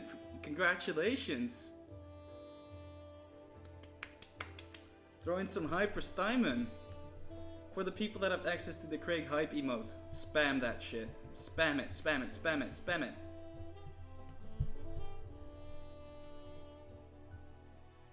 Okay.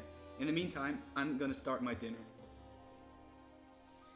And in a couple of seconds, you'll either hear whether it has worked out. Well, it's definitely worked out. This shit looks delicious.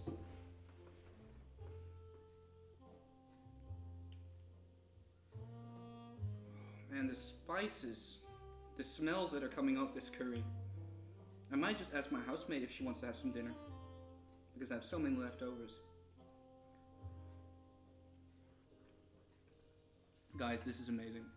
Oh, this is so good. I usually don't say it about my own food, but this is amazing.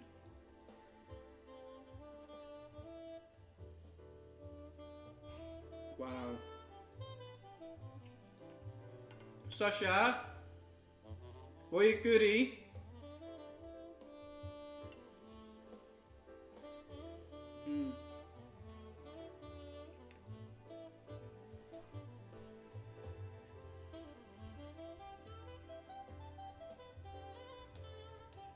Of je currylust. Ik? Mhm. Ja.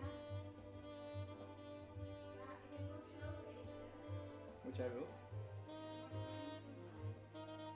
Pak maar wat je wil. Het is best wel grappig. Ja, ik heb echt iets van 20 kijkers nu. Het is echt best wel vreemd concept. Ik ben nu gewoon aan het eten terwijl de mensen aan het chillen zijn, maar het gaat helemaal goed. Alright, sorry, I was just talking in Dutch with my housemate.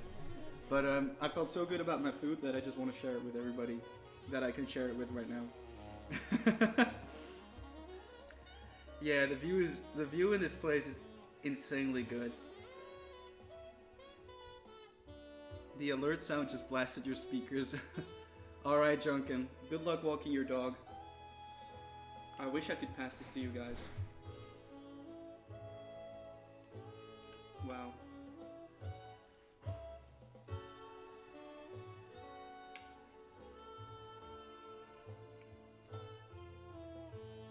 I'll yeet it over to Norway on my private jet. For sure. Wow, guys, this is insane. The flavors.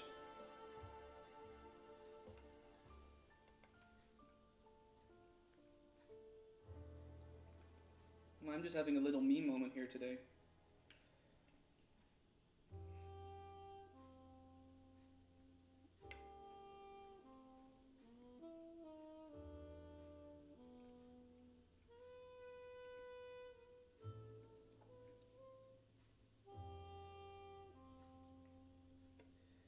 This shit is good. And we have so much of it.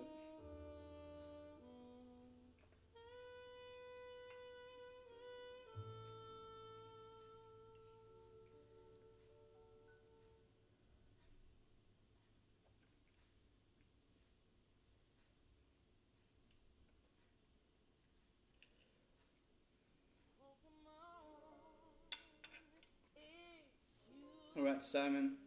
Check you later, buddy. Stay safe, Jan. Thanks again for the raid. Appreciate it. Stay safe, Jan.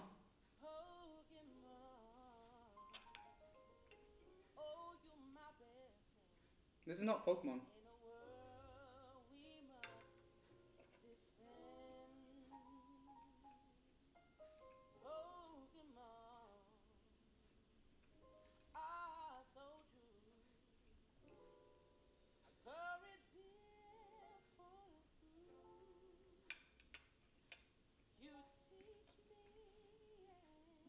Oh, it's a Pokemon jazz cover. I only now heard it. Listen to it, guys.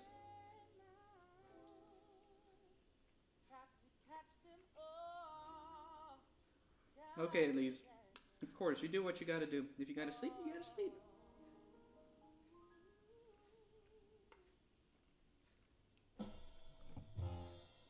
That's okay. That's okay. Don't worry about it.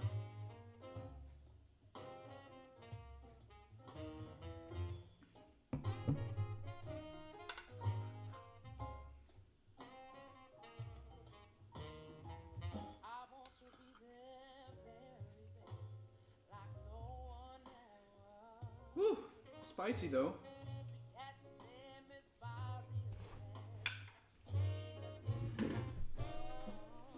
So guys, tell me about your days. Oh, it's pretty spicy. How have your days been?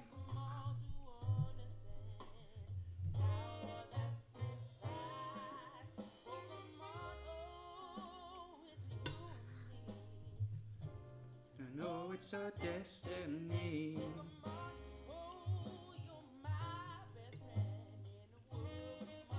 A third date?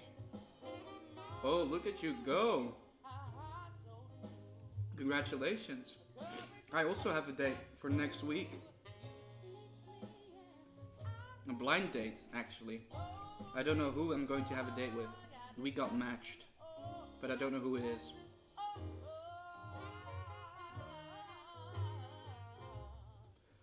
Exciting though.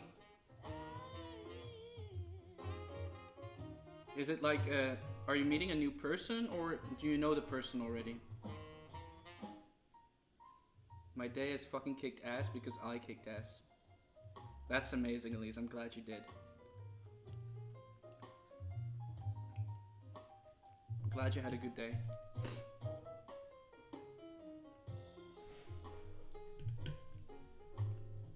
Oh, that's spicy. That is spicy.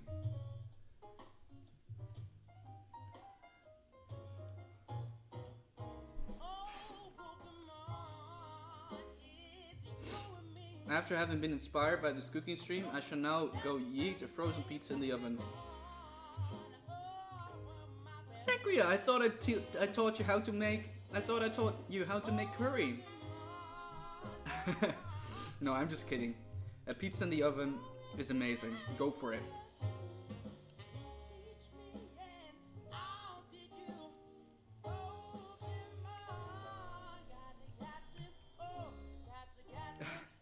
No, you're not stupid. If you get the ingredients, try the recipe that I sent you.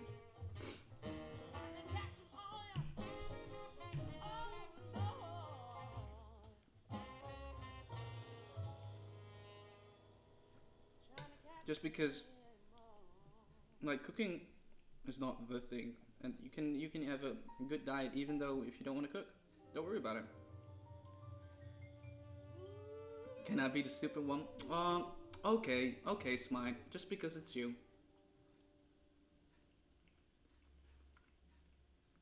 Just because it's you.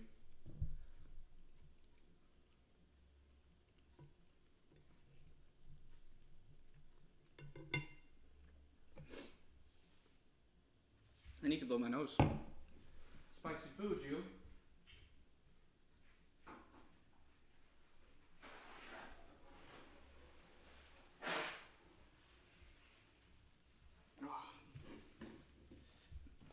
Alright. Well. Very spicy, yeah. Well, very. It's nice and spicy, but it is spicy. So the taste is still there, but it's still spicy.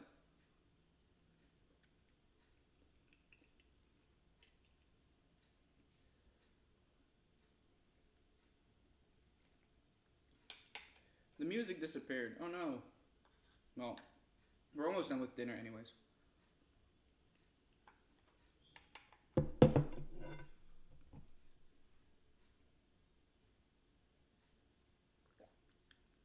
This is just grape juice, guys. Nothing else.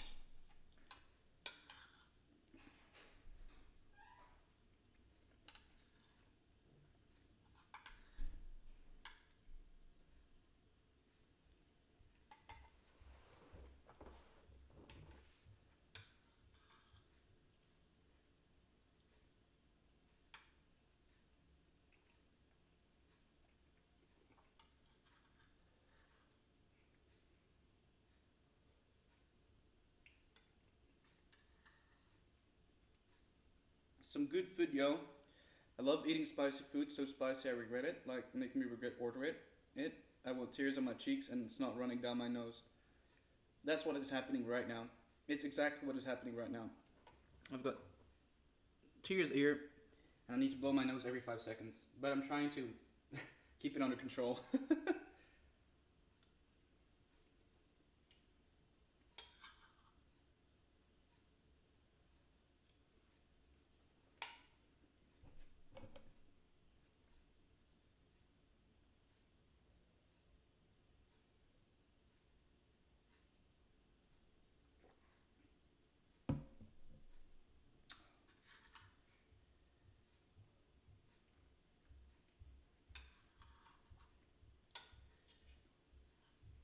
Ik hoop dat je tegen spicy kan.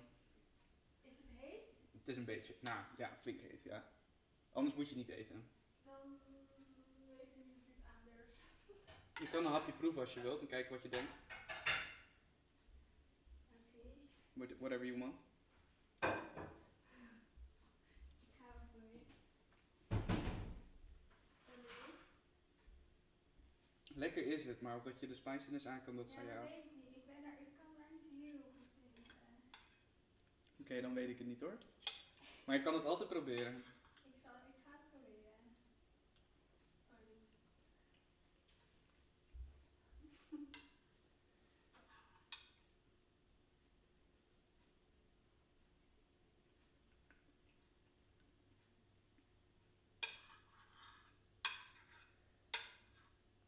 Je moet gewoon lekker eten wat je wilt hoor. Ik bedoel, als het spicy is, dan is het spicy. Het hoopt wel op hoor. Hè? Het wordt wel steeds meer als je natuurlijk meer gaat eten. Ja. Maar het is wel lekker. Nou, dat is mooi. Nee, joh, kies maar lekker wat je wilt. Hij komt wel... Ja? Ja. Nou, de keuze is helemaal jou, no worries. Wat je zelf lekker vindt. Hey Rue. I just finished dinner. You're right on time. What we're gonna do is I'm going to set the stream up for the piano stream. I'm gonna tidy up a bit in the kitchen. In the meantime, just enjoy the view, I guess. And then afterwards, we'll move to my room again, set up the piano, and we'll play some piano. Go to my room and play some piano. Okay. I'll be cleaning in the background. Sit tight, and I'll be right back. Nou, ik denk niet dat ik het nu ga afwassen, dus hou ik het van morgen. Anders dan... nee, ik ben een extra kwartier weg. Dus ik zal het wel een beetje beschaafd maken, maar ik ga het ook zeker niet afwassen. Die bakjes van jou die hebben we ook nog weer gered. Die zijn van jou neem ik aan, toch? Ja. Ja. Ideaal. Maar hij heeft gewoon lekker pasta vergist natuurlijk. Ja. Hoe is je dag? Uh-oh.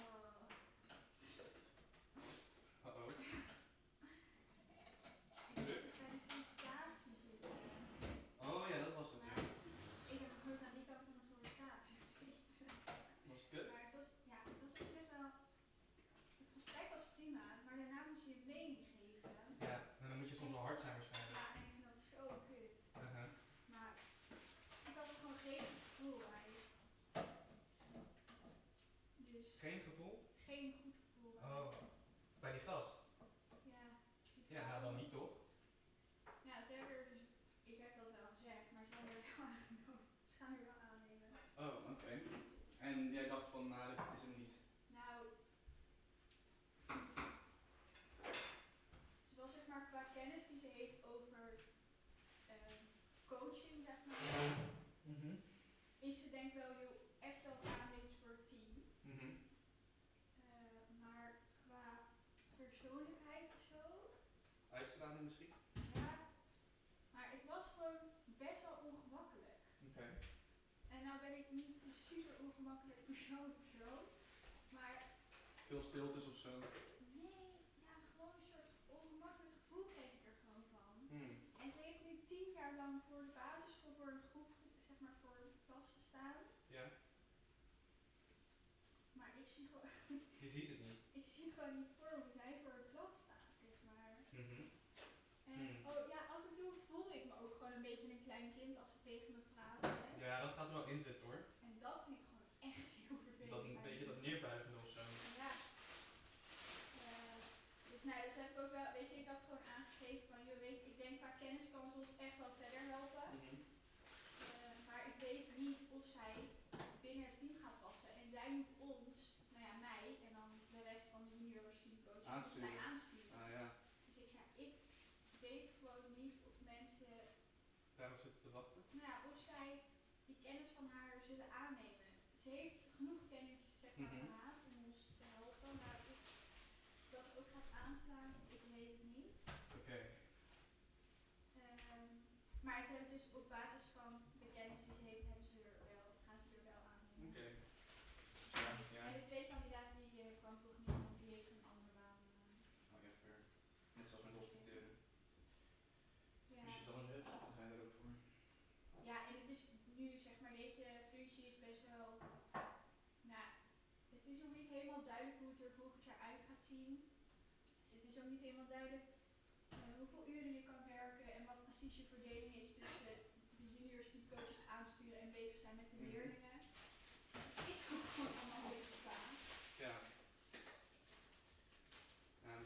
Ja, misschien kan ze ook gewoon aanpassen natuurlijk. Hè? Ja, nou, ik ben heel benieuwd. Het is ook niet dat ik denk, nou, wel verschillende mensen of zo. Maar ik ben benieuwd hoe het gaat uitpakken. Ja, nou als zij ervoor hebben gekozen, dan moet je misschien ook maar gewoon op hun vertrouwen afgaan. Ja. En het is ook gewoon echt nodig. Ja. Dus dat speelt natuurlijk ook mee. Je hebt gewoon iemand nodig en als iemand op zich van de En er basis... komt dus een nieuwe wet of iets. Voor... Wat was het nou precies? In ieder geval iets om de kansenongelijkheid tegen te gaan. Echt? Dat scholen of zo... Ik weet niet of dit klopt hoor, in hoeverre het geval is. zei dat scholen ouders niet meer mogen verplichten tot een bijdrage voor een schoolgerelateerd iets of zo. Oké. Maar nu hebben we dus een beetje een probleem bij de huiswerkbegeleiding, omdat die vanuit de school is. Dus wij zouden er ook onder vallen. Dus dan kunnen wij eigenlijk ouders niet meer verplichten om te betalen voor de begeleiding. Ja. Maar de school heeft natuurlijk niet een groot genoeg portemonnee om voor Nee, alle maar jullie moeten betaald worden. Dus dat wordt ook nog leuk volgend jaar. Ook wel. Stress. Ja. Hoe gaat het hier? Maar jij overleeft het nog? Ja, best lekker. Hoe lang ben je nu bezig? Sinds 9 uur. Bijna 12. Maar het zwaarste moet juist nu gaan komen. Ja, de nacht.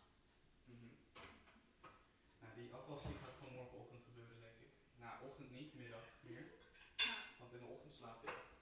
Dat is prima toch? Maar gewoon dat je daar meer van, dat je daarvan bewust bent. Niet dat ik het laat staan. Nee, ik snap het hoor. Alright. Ik zet deze even hier zo. Nee, nog niet. Maar die gaat er wel met. Alright guys, we're making moves. Let's go. It feels like I'm carrying a baby to my room or something. Alright. The bottle of wine is not coming with us.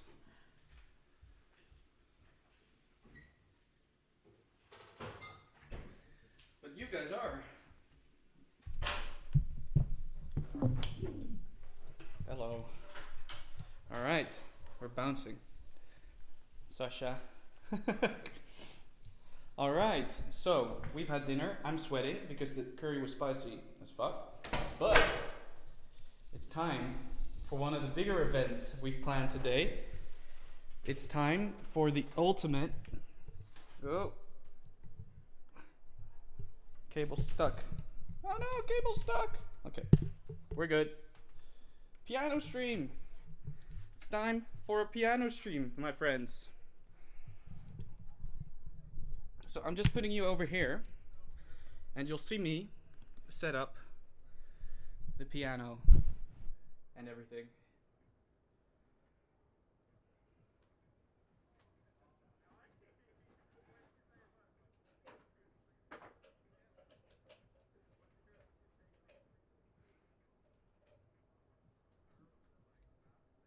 Hey Steinman, we're setting up for the piano stream.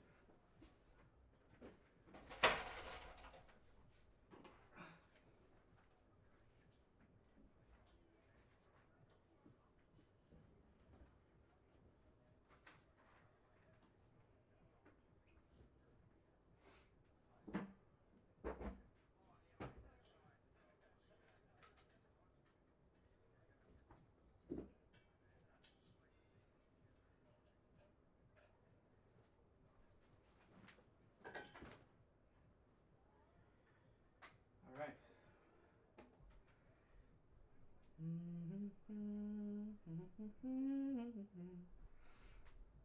So we need to find a spot to put down you guys. I'm gonna close one curtain to make sure that the sunlight doesn't overload the stream. Alright. What is a nice spot for you guys? Let's have a look. I think I'm going to put the camera.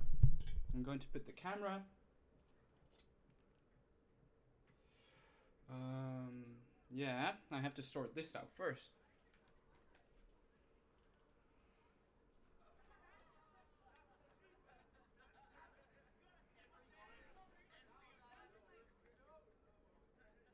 Camera goes over there.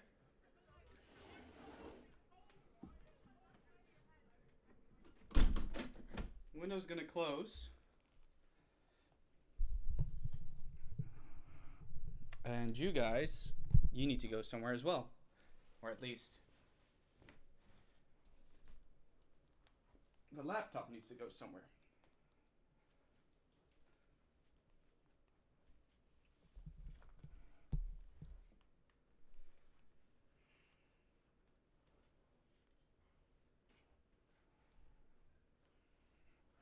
So, I would like to welcome everybody to the 24-hour stream part 2 piano stream. Let's see where we're gonna put the microphone. Microphone's gonna go over there. Alright, here we are. Hey guys. So, oh, Rue has a request. Interesting. Okay, let me know. Let me know.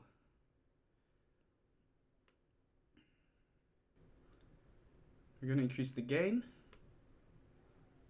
Alright. We're here.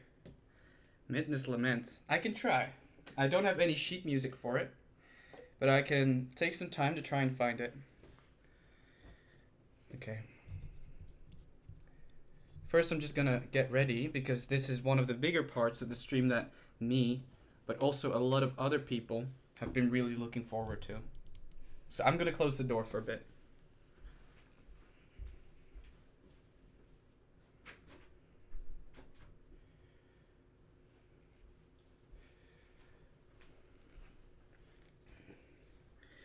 For roughly an hour, we will be playing some piano music. And this piano music is going to be a collection of songs from different games, movies, series, including your requests. I'm going to first... I was about to do something. I'll remember in a minute. I just had it and now I forgot. First, I'm going to close some curtains because the sunlight's kind of harsh.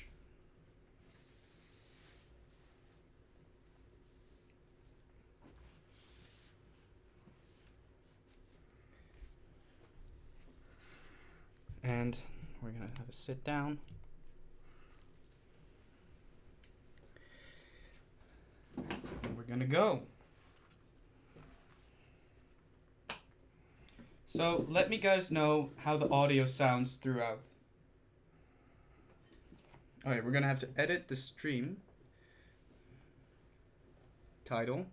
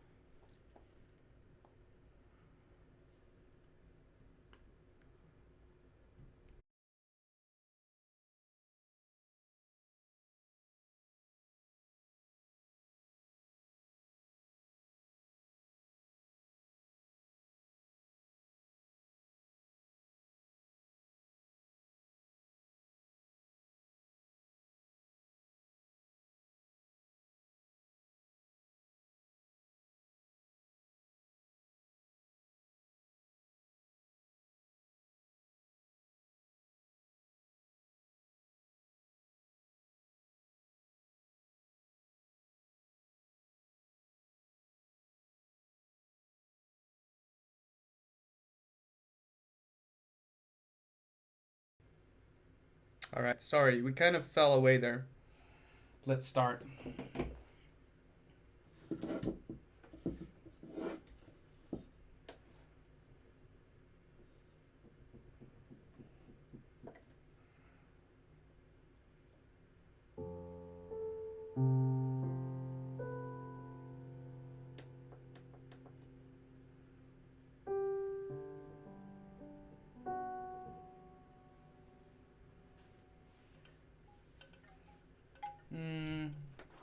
Put you on the other side, chat.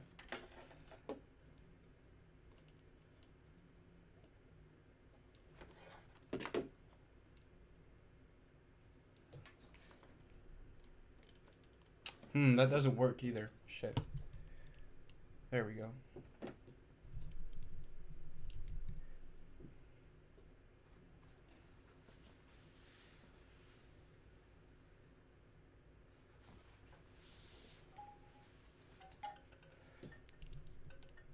Okay, let's get this show on the road. I hope everybody's ready. We're gonna go ahead with some music, I guess. Piano stream coming up right now. I hope you enjoy. I'm just gonna play for a bit. Let me know if you have any suggestions. Drop down your reactions. Let's go.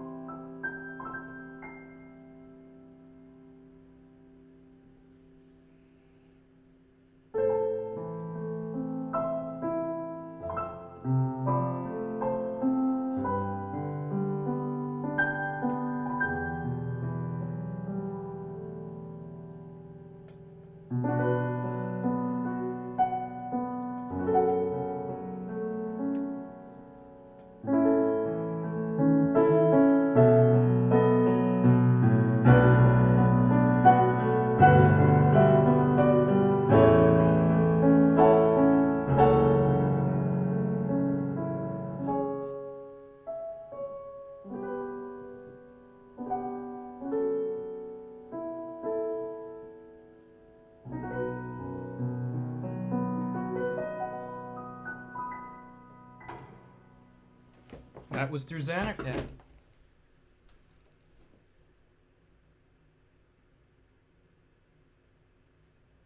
Oh shit, guys, I completely missed out on your messages. Shit.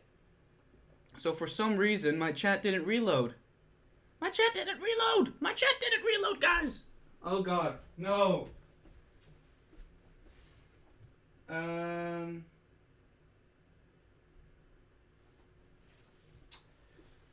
Oh no, I missed out on all your messages. Wait.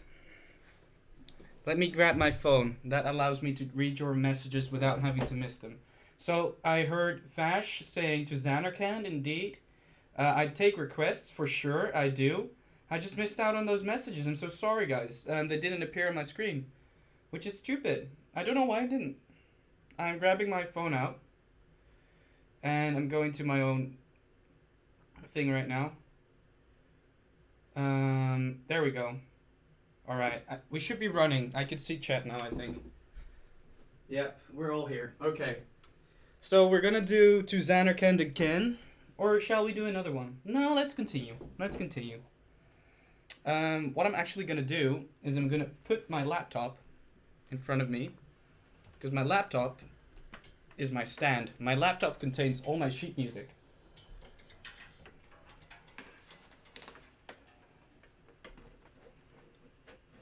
Do Chopin. I can't do Chopin, I'm sorry. I mean, I could try, but...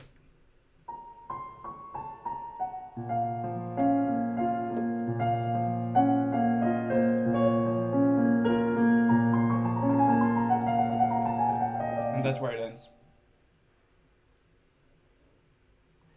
But we can do a Für Elise. That we can do. A Für Elise.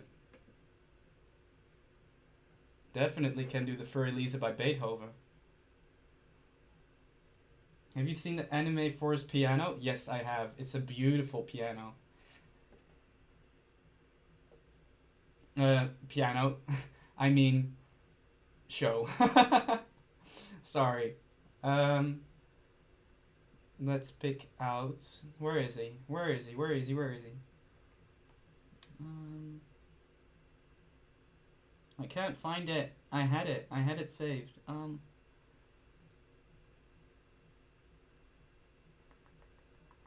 I don't have it anymore, but I had it at some point. How long have I been playing piano? Puff. I think... 12 years now?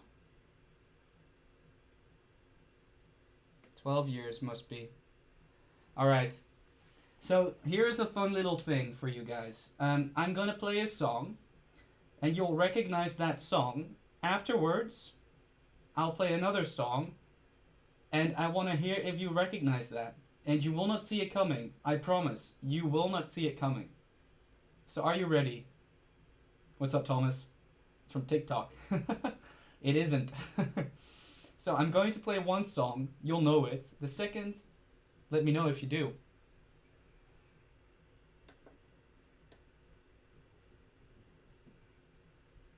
Is it going to be Megalovania, you mean?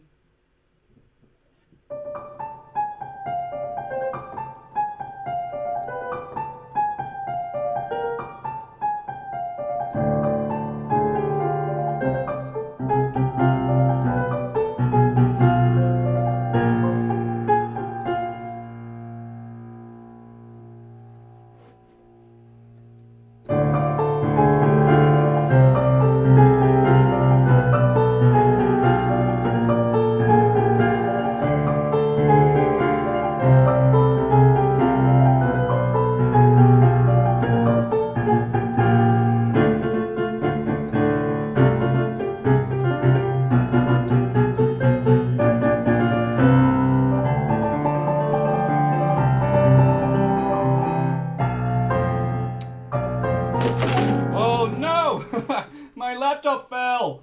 My laptop fell! Man down! Man down! Ah! My laptop fell! It usually doesn't happen, but it only plays whenever I play Megalovania, because I basically smash the thing. It's good that it fell at that point, because I don't know Megalovania after that. So it actually fell right at the good moment. It actually saved me. But yeah, I know that part by heart from Megalovania, but I don't know the rest, unfortunately. Anyways, I told you that I was gonna play a song. Let's go. Oh, Ocarina of Time. I've got some Zelda music for you in a minute, guys. Me too. But, let's go. We've got some songs for you guys. Alright.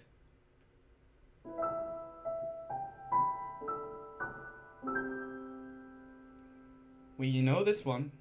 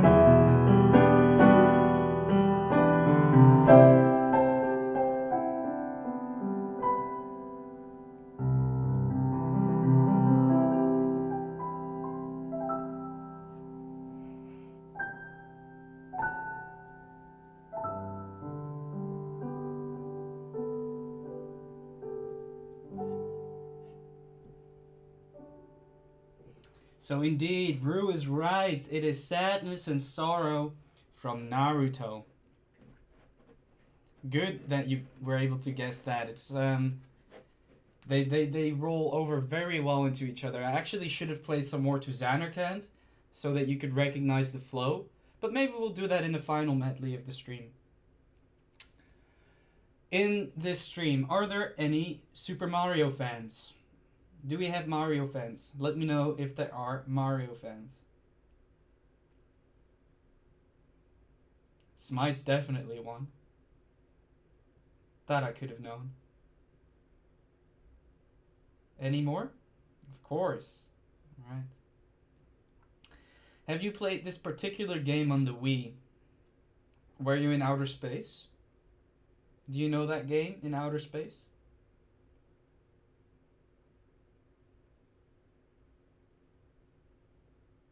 Well, that is what the next song is going to be.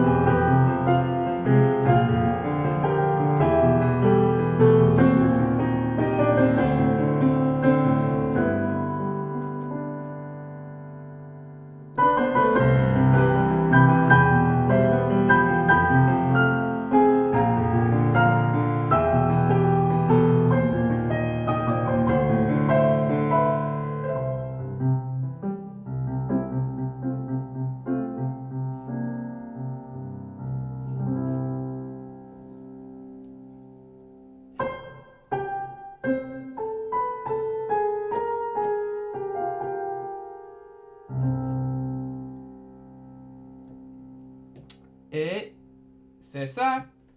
Good at Galaxy from Super Mario Galaxy. Well, the cam got switched away. That's not something... Oh! And the cam fell. Guys, chat, don't go away. Chat, don't go away. Chat, stay here. Stay with me, chat. Chat, stay with me. Chat. There we go. Alright. That was that. We have been playing a game today. So far, we've been playing a very particular game. We've been playing Pokemon Emerald. And for Pokemon Emerald... for Pokemon Emerald, we got up until the 7th gym. And we defeated that 7th gym. But there's still an 8th one. An 8th gym that we still need to beat. And to get ourselves hyped for what is to come, let us think about the city that we're going to have to visit after Moss Deep City. And which city is that, guys? What's the city after Moss Deep?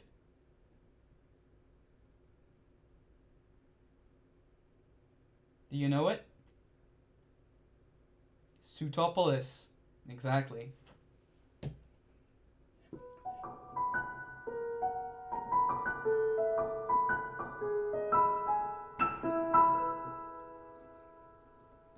Wait a minute.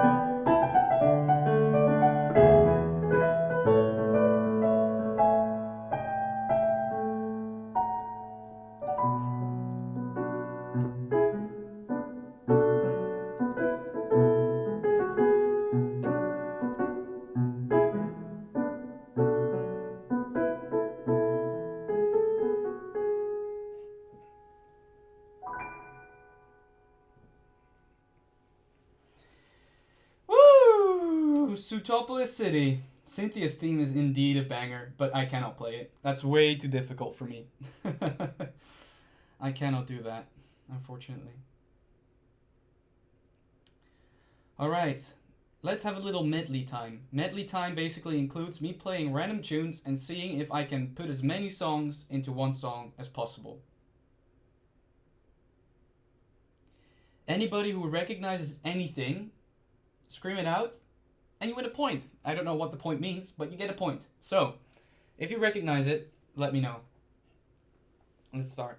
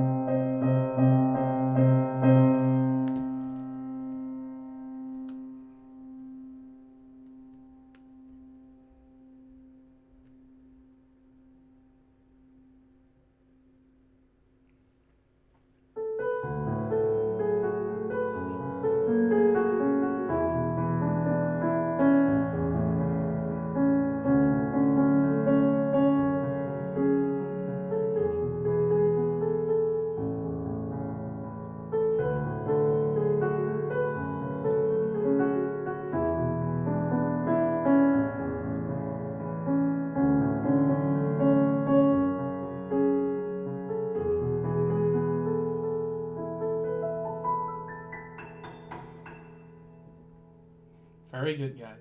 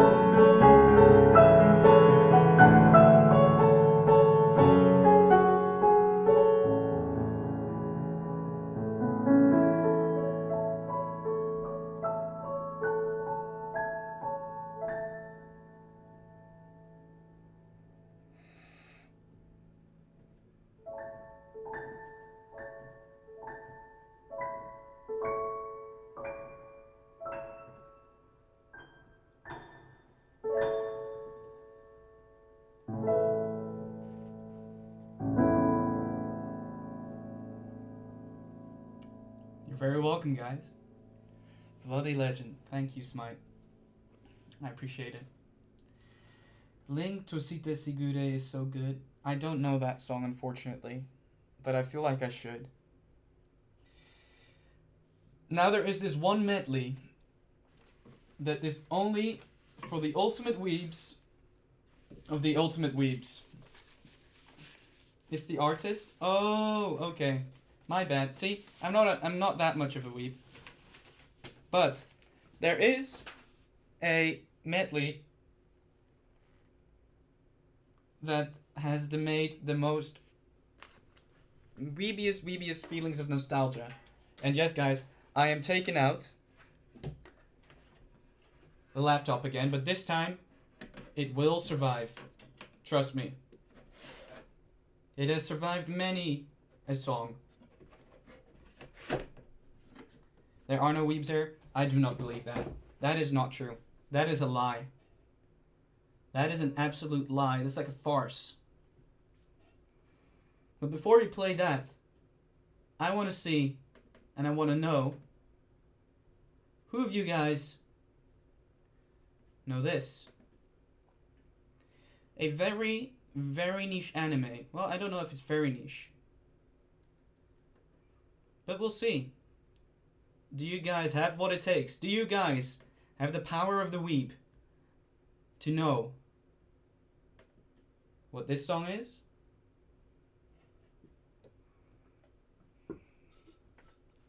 And I trust one of you must know this.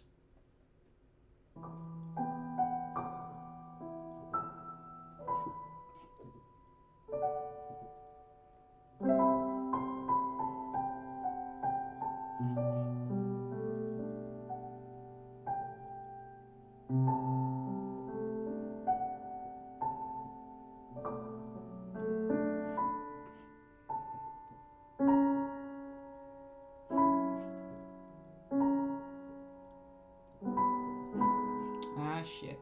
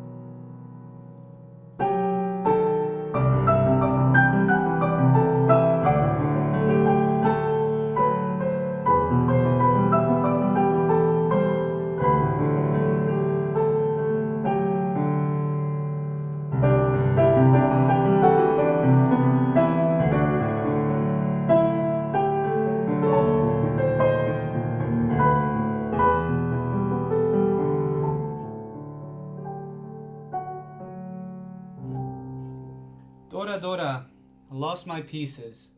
So okay, this wasn't my best play, unfortunately, tonight, but we have plenty more where that came from. I have something for you guys. And you guys must know this. I cannot imagine that you don't. Of everybody in here, I think this should be doable. I think you should know. I think you will know. Let's go. This is a banger, guys.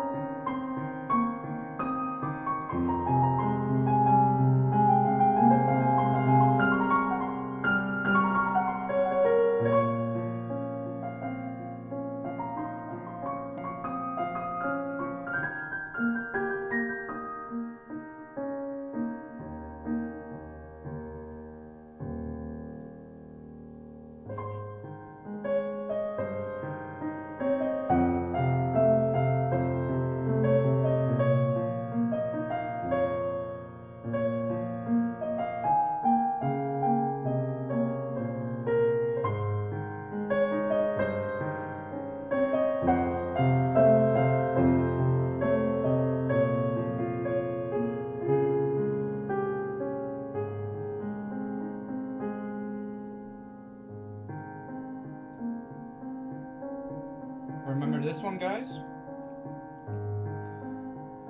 It's at least Gen 3.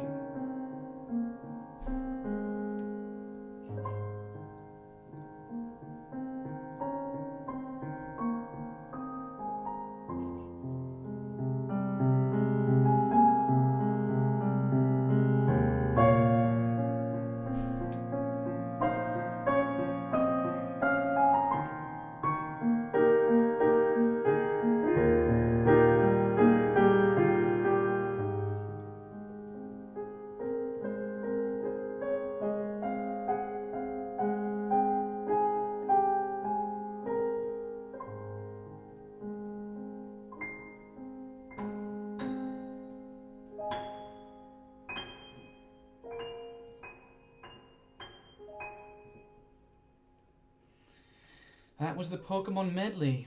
Damn, that was an intense one. Wow. Okay. Do we have any Ghibli fans in the house? White, why is mine not a regular? That's weird. You're gonna be made a regular very soon, bro. But I appreciate the idea. Do we have any Ghibli fans in the house, guys?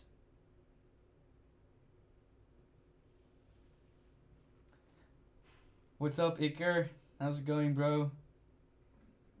Wow. Wow. Wow. Wow. Yeah. Wow. Wow. Thanks. Appreciate it. Yeah. Alright. Ghibli, incoming. Take cover if you can hold the tears, because you might need a tissue.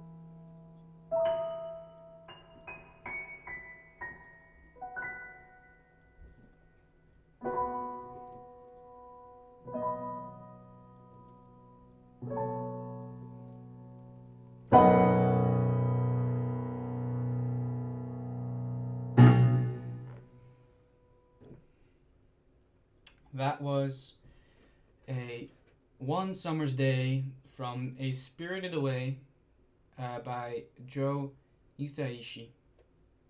One of the best composers of all time, if you ask me. Absolutely one of the best.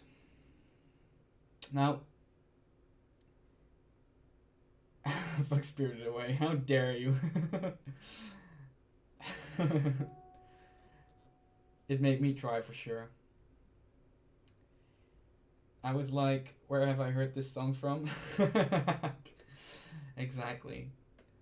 Then there's a little something for our Zelda fans.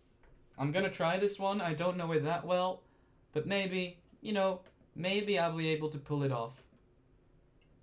Maybe I'll be able to pull it off.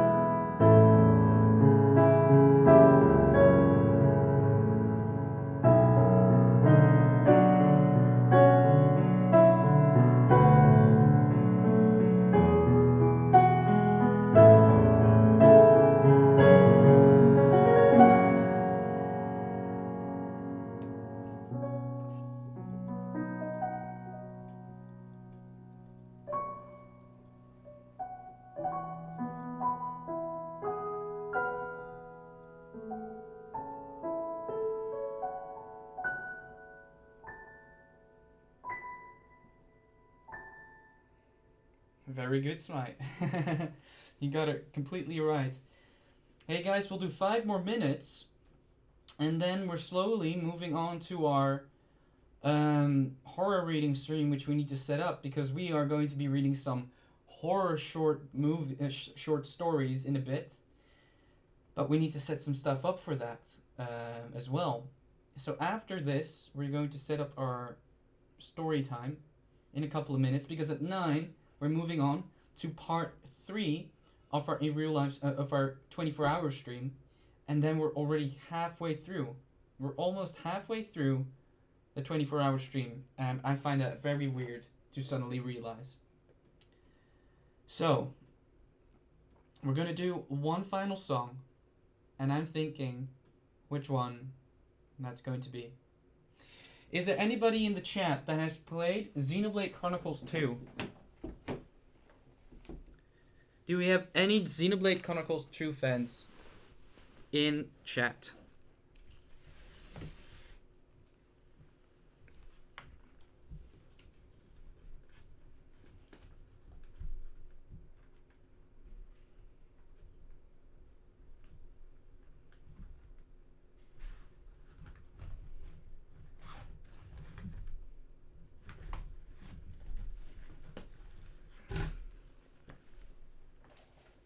We do. Okay then. Then I have 2 closing songs for you. The first one will be, as just mentioned, and the second one will be a little secret. Here we go.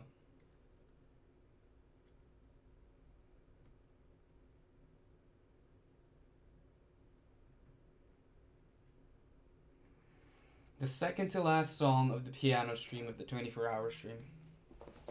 Let's go.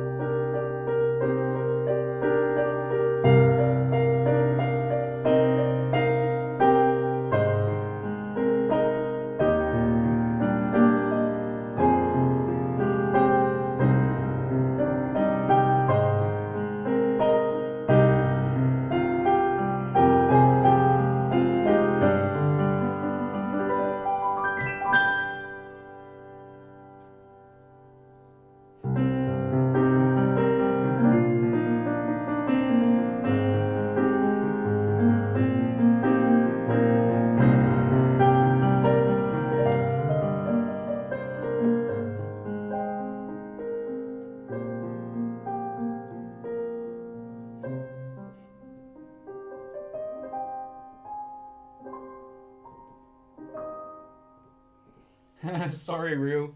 I truly am. Just at the wrong moment.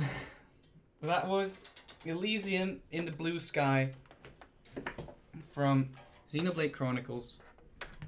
And now we move on to our final song of the day, which is a banger. I wonder who knows it. I'm not able to play this completely accurately since it's an incredibly rough song. But we can try. We can always try and see if we can pull it off. The last song of today, guys, and then it's time for horror stories. And to get you in the mood, this is one of those horror stories.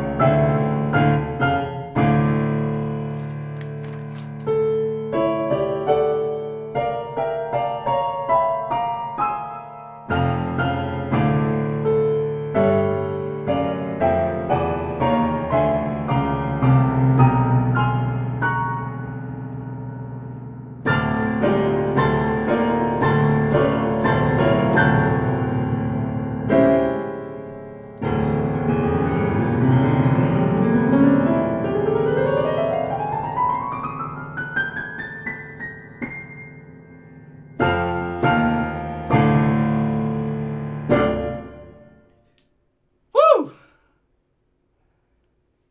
Wow. Jesus fucking Christ. Alright.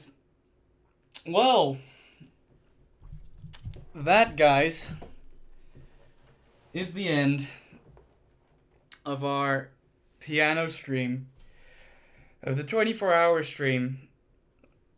And right now, we're going to set up for our horror story stream. I will put you on the side with a beautiful view, while I will set up the remainder of this part of the stream, after which we will start part 3. But first, we still have something else for you. So, I'll be right back. I'll put you guys in an awesome view.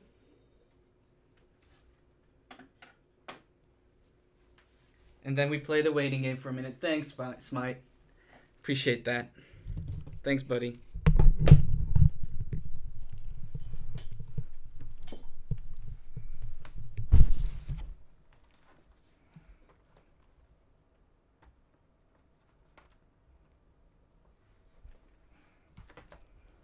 This is not the view, by the way.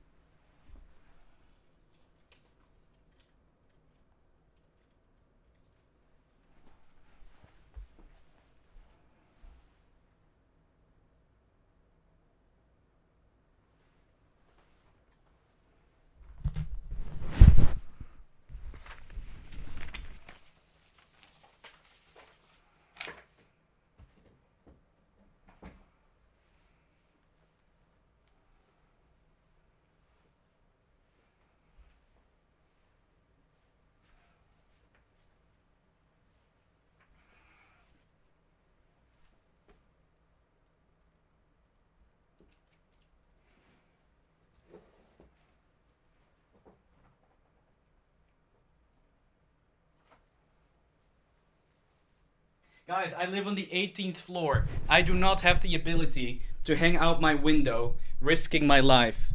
I can clean my window from the inside as much as I can, but from the outside is not a possibility.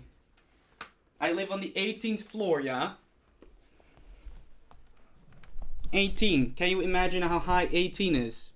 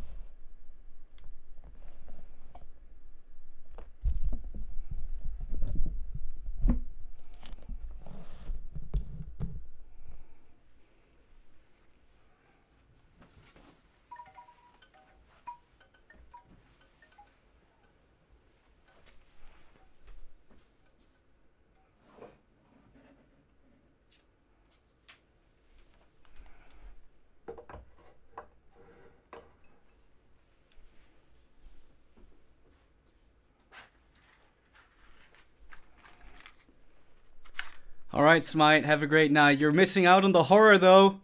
I'll sip, I sip. I'm just setting up the next thing. Stay safe, though, Smite.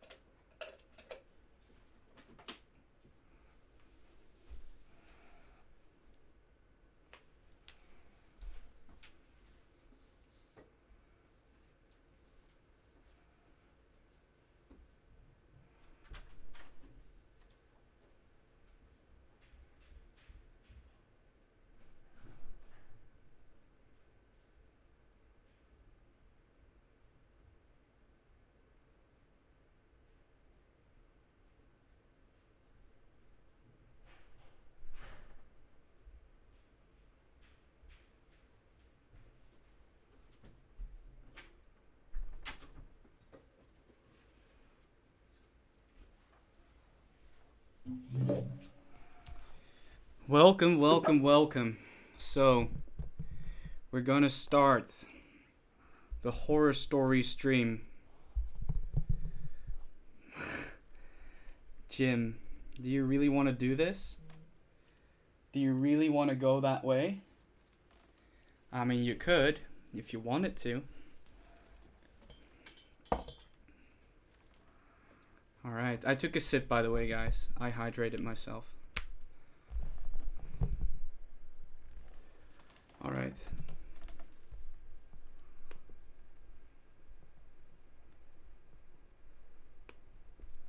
So, in this part of the stream, we're going to be reading some horror stories. And I picked a selection of horror stories for you to read. We'll probably be able to do 2 or 3. I'm just making sure that everything's set up properly. I want the stuff to be well visible without my camera and microphone falling. I'm gonna connect this.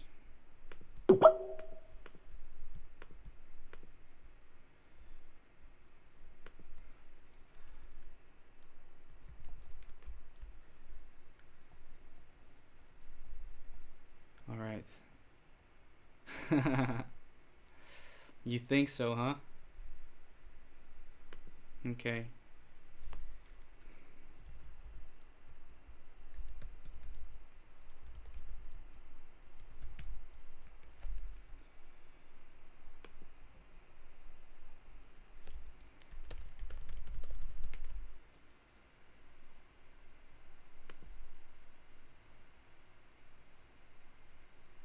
Don't give me ads.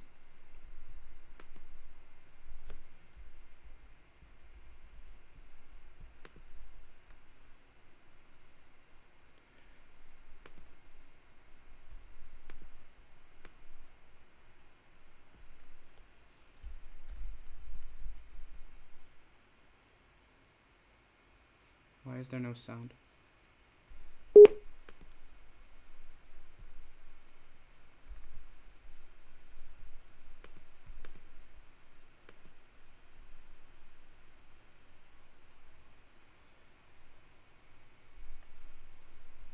In that case, we'll just use no Bluetooth speaker and... Alright.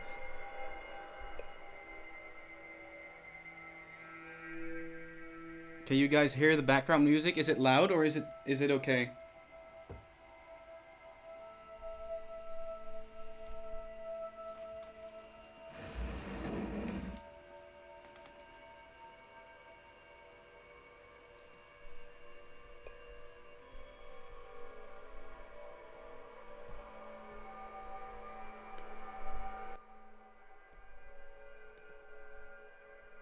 Alright.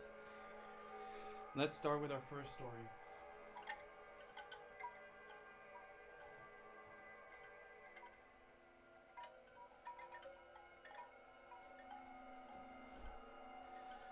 This story is written by H.P. Lovecraft, the grandfather of everything that is horror. This man has basically defined the genre of cosmological horror, or in other words, Lovecraftian horror.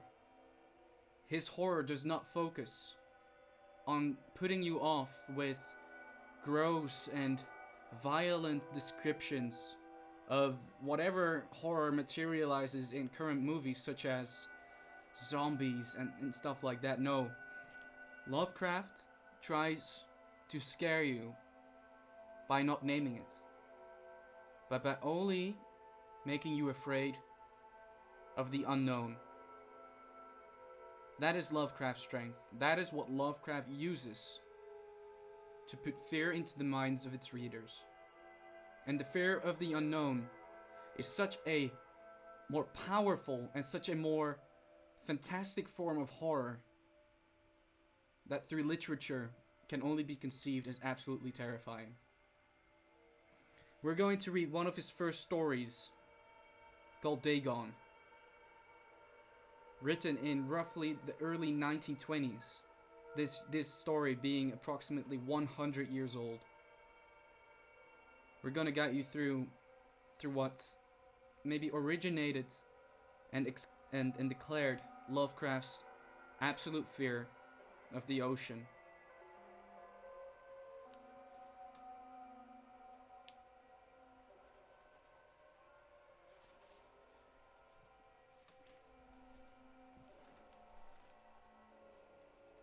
Dagon.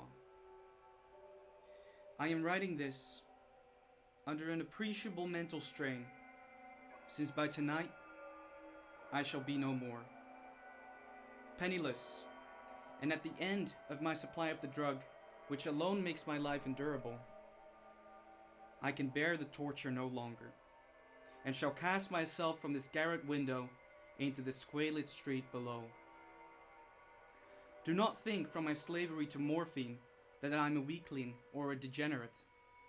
Do not think that I am anything like that. When you have read these hastily scrawled pages, you may guess, though never fully understand, why it is that I must have forgetfulness or death. It was in one of the most open and least frequented parts of the broad Pacific that the packet of which I was supercargo fell a victim to the German sea raider. The Great War was then at its very beginning, and the ocean forces of the Hun had not completely sunk to their last degradation, so that our vessel was made a legitimate prize, whilst we of our crew were treated with all the fairness and consideration due us as naval prisoners. So liberal, indeed, was the discipline of our captors that 5 days after we were taken, I managed to escape alone in a small boat with water and provisions for a good length of time. When I finally found myself adrift and free, I had but little idea of my surroundings. Never a competent navigator, I could only guess vaguely by the sun and stars that I was somewhat south of the equator. Of the longitude I knew nothing, and no island or coastline was in sight. The weather kept fair, and for uncounted days I drifted aimlessly beneath the scorching sun, waiting either for a surpassing ship or to be cast on the shores of some habitable land. But neither ship nor land appeared. Oh, you're right, I'm so sorry. But neither ship nor land appeared. No worries. So neither ship nor land appeared.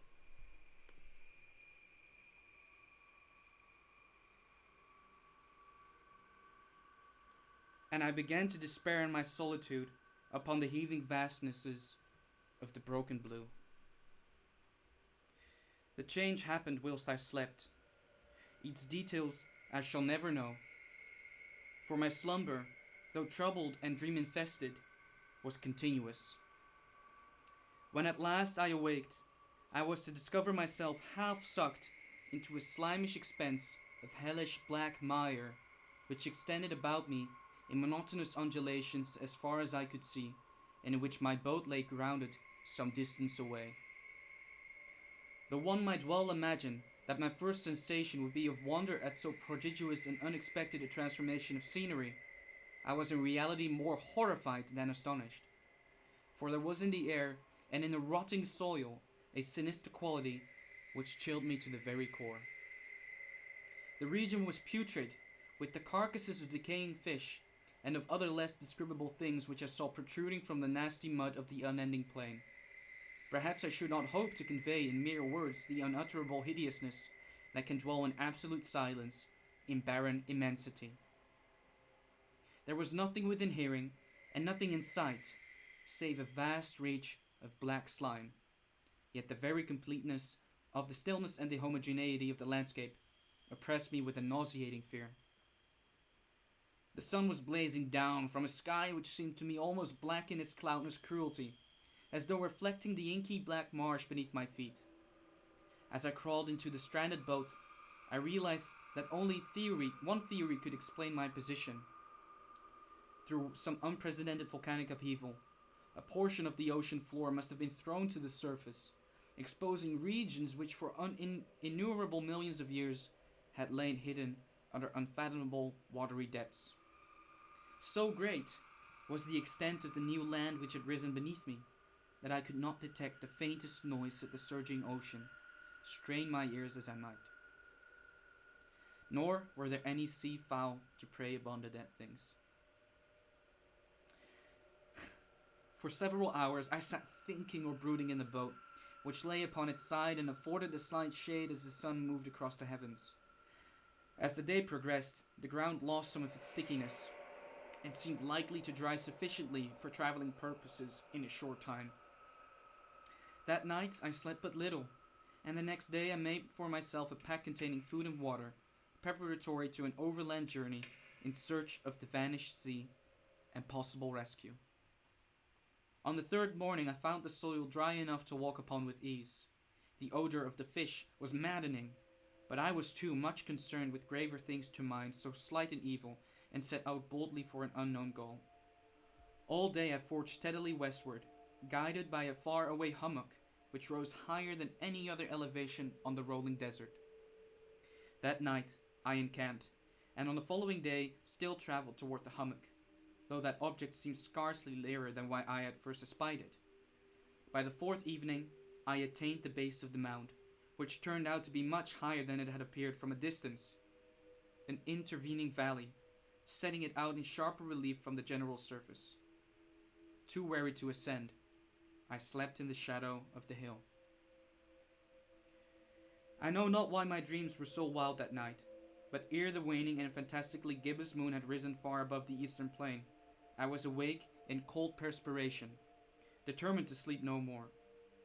Such visions as I had experienced were too much for me to endure again, and in the glow of the moon I saw how unwise I had been to travel by day. Without the glare of the parching sun, my journey would have cost me less energy. Indeed, I now felt quite able to perform the ascent which had deterred me at sunset. Picking up my pack, I started for the crest of my eminence. I have said that the unbroken monotony of the rolling plain was a source of vague horror to me. But I think my horror was greater when I gained the summit of the mound and looked down the other side into an immeasurable pit or canyon, whose black recesses the moon had not yet soared high enough to illumine. I felt myself on the edge of the world, peering over the rim into a fathomless chaos of eternal magic. Through my terror ran curious reminiscences of Paradise Lost and Satan's hideous climb to the unfashioned realms of darkness. As the moon climbed higher in the sky, I began to see that the slopes of the valley were not quite so perpendicular as I had imagined. Ledges and outcroppings of rock afforded fairly easy footholds for a descent, whilst after a drop of a few hundred feet, the declivity became very gradual. Urged on by an impulse which I cannot definitely analyze, I scrambled with difficulty down the rock and stood on the gentler slope beneath, gazing into the Stygian deeps where no light had yet penetrated. All at once my attention was captured by a vast and singular object on the opposite slope, which rose steeply about 100 yards ahead of me, an object that gleamed whitely in the newly bestowed rays of the ascending moon. That it was merely a gigantic piece of stone I sure assured myself, but I was conscious of a distinct impression that its contour and position were not altogether the work of nature. A closer scrutiny filled me with sensations I cannot express, for despite its enormous magnitude and its position in an abyss which had yawned at the bottom of the sea since the world was young, I perceived beyond a doubt that the strange object was a well-shaped monolith, whose massive bulk had known the workmanship and perhaps the worship of living and thinking creatures. Dazed and frightened, yet not without a certain thrill of the scientist's or archaeologist's delight, I examined my surroundings more closely. The moon, now near the zenith, shone weirdly and vividly above the towering steeps that hemmed in the chasm, and revealed the fact that a far-flung body of water flowed at the bottom, winding out of sight in both directions, and almost lapping my feet as I stood on the slope. Across the chasm, the wavelets washed the base of the Cyclopean monolith, on whose surface I could now trace both the inscriptions and crude sculptures. The writing was in a system of hieroglyphics unknown to me, and unlike anything I had ever seen in books, consisting for the most part of conventionalized aquatic symbols such as fish, eels, octopi, crustaceans, whales, and the like. Several characters obviously represented marine things which are unknown to the modern world, but whose decomposing forms I had observed on the ocean-risen plains. It was the pictorial carving, however, that at most held me spellbound. Plainly visible, across the intervening water, on account of their enormous size, was an array of bas-relief whose subjects would have excited the envy of a Doré. I think that these things were supposed to depict men, at least a certain sort of men, though the creatures were shown disporting like fishes in the water of some marine grotto, or perhaps paying homage at some monolithic shrine which appeared to be under the waves of hell. Of their faces and forms I dare not speak in detail, for the mere resemblance makes me grow fainter. Grotesque beyond the imagination of Poe or a Bulwer, they were damnably human in lips, in general outline despite webbed hands and feet, shockingly wide and flabby lips, glassy bulging eyes, and other features less pleasant to recall. Curiosity enough, they seem to have been chiseled badly out of proportion with their scenic background, for one of the creatures was shown in the act of a killing of a whale represented as but little larger than himself. I remarked, as I say, their grotesqueness and strange size, but in a moment decided that they were merely the imaginary gods of some primitive fishing or seafaring tribe. Some tribe whose last descendant had perished eras before the first ancestor of the Piltdown or Neanderthal man was born. Awestruck at this unexpected glimpse into a past beyond the conception of the most daring anthropologist, I stood musting whilst the moon cast queer reflections on the silent channel before me. Then suddenly I saw it. With only a slight churning to mask its rise to the surface, the thing slid into view above the dark waters. Vast, Polyphemus-like, and loathsome, it darted like a stupendous monster of nightmares to the monolith, about which it flung its gigantic scaly arms, and while it bowed its hideous head and gave vent to certain measured sounds. I think I went mad then. Of my frantic ascent of the slope and cliff, and of my delirious journey back to the stranded boat, I remember little. I believe I sang a great deal, and laughed oddly when I was unable to sing. I have indistinct recollections of a great storm some time after I reached the boat, at any rate, and I know that I heard peals of thunder and other tones which nature utters only in her wildest moods. When I came out of the shadows, I was in San Francisco hospital, brought thither by the captain of the American ship which had picked up my boat in mid-ocean. In my delirium I had said much, but found that my words had been given scant attention. Of any land upheaval in the Pacific, my rescuers knew nothing, nor did I deem it necessary to insist upon a thing which I knew they could not believe. Once I sought out a celebrated ethnologist, and amused him with peculiar questions regarding the ancient Philistine legend of Dagon, the fish god, but soon perceiving that he was hopelessly conventional, I did not press my inquiries. It is at night, especially when the moon is gibbous and waning, that I see the thing. I tried morphine, but the drug had given only transient surcease, and has drawn me into its clutches as a hopeless slave. So now I am to end it all, having written a full account for the information or the contemptuous amusement of my fellow men. Often I asked myself if I could not have all been a pure phantasm, a mere freak or fever as I lay sun-stricken and raven in the open boat after my escape from the German man of war. This I ask myself, but ever does there come before me a hideously vivid vision in reply. I cannot ever think of the deep sea without shuddering of the nameless things that may at this very moment be crawling and floundering on its slimy bed, worshipping marine obelisks of water-soaked granite. I dream of a day when they may rise above the billows to drag down in their reeking talons the remnants of puny, war-existed mankind. Of a day when the land shall sink and the dark ocean flood shall ascend amidst universal pandemonium. The end is near. I hear a noise at the door, as of some slippery, immense body lumbering against it. It shall not find me. God, that hand! The window. I must go to the window. And then he jumps. This is the end of an account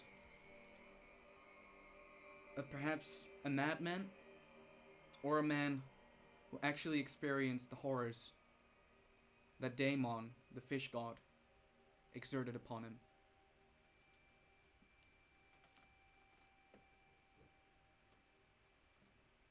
That's number one. What did you think?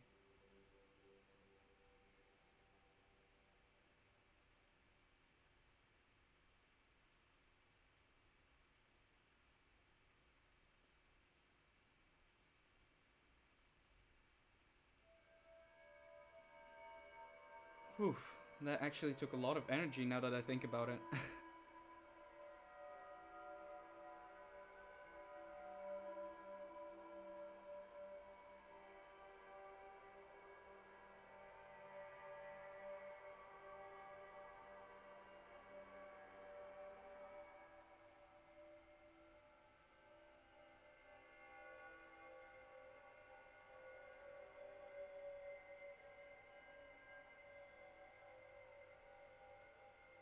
You have the book yourself?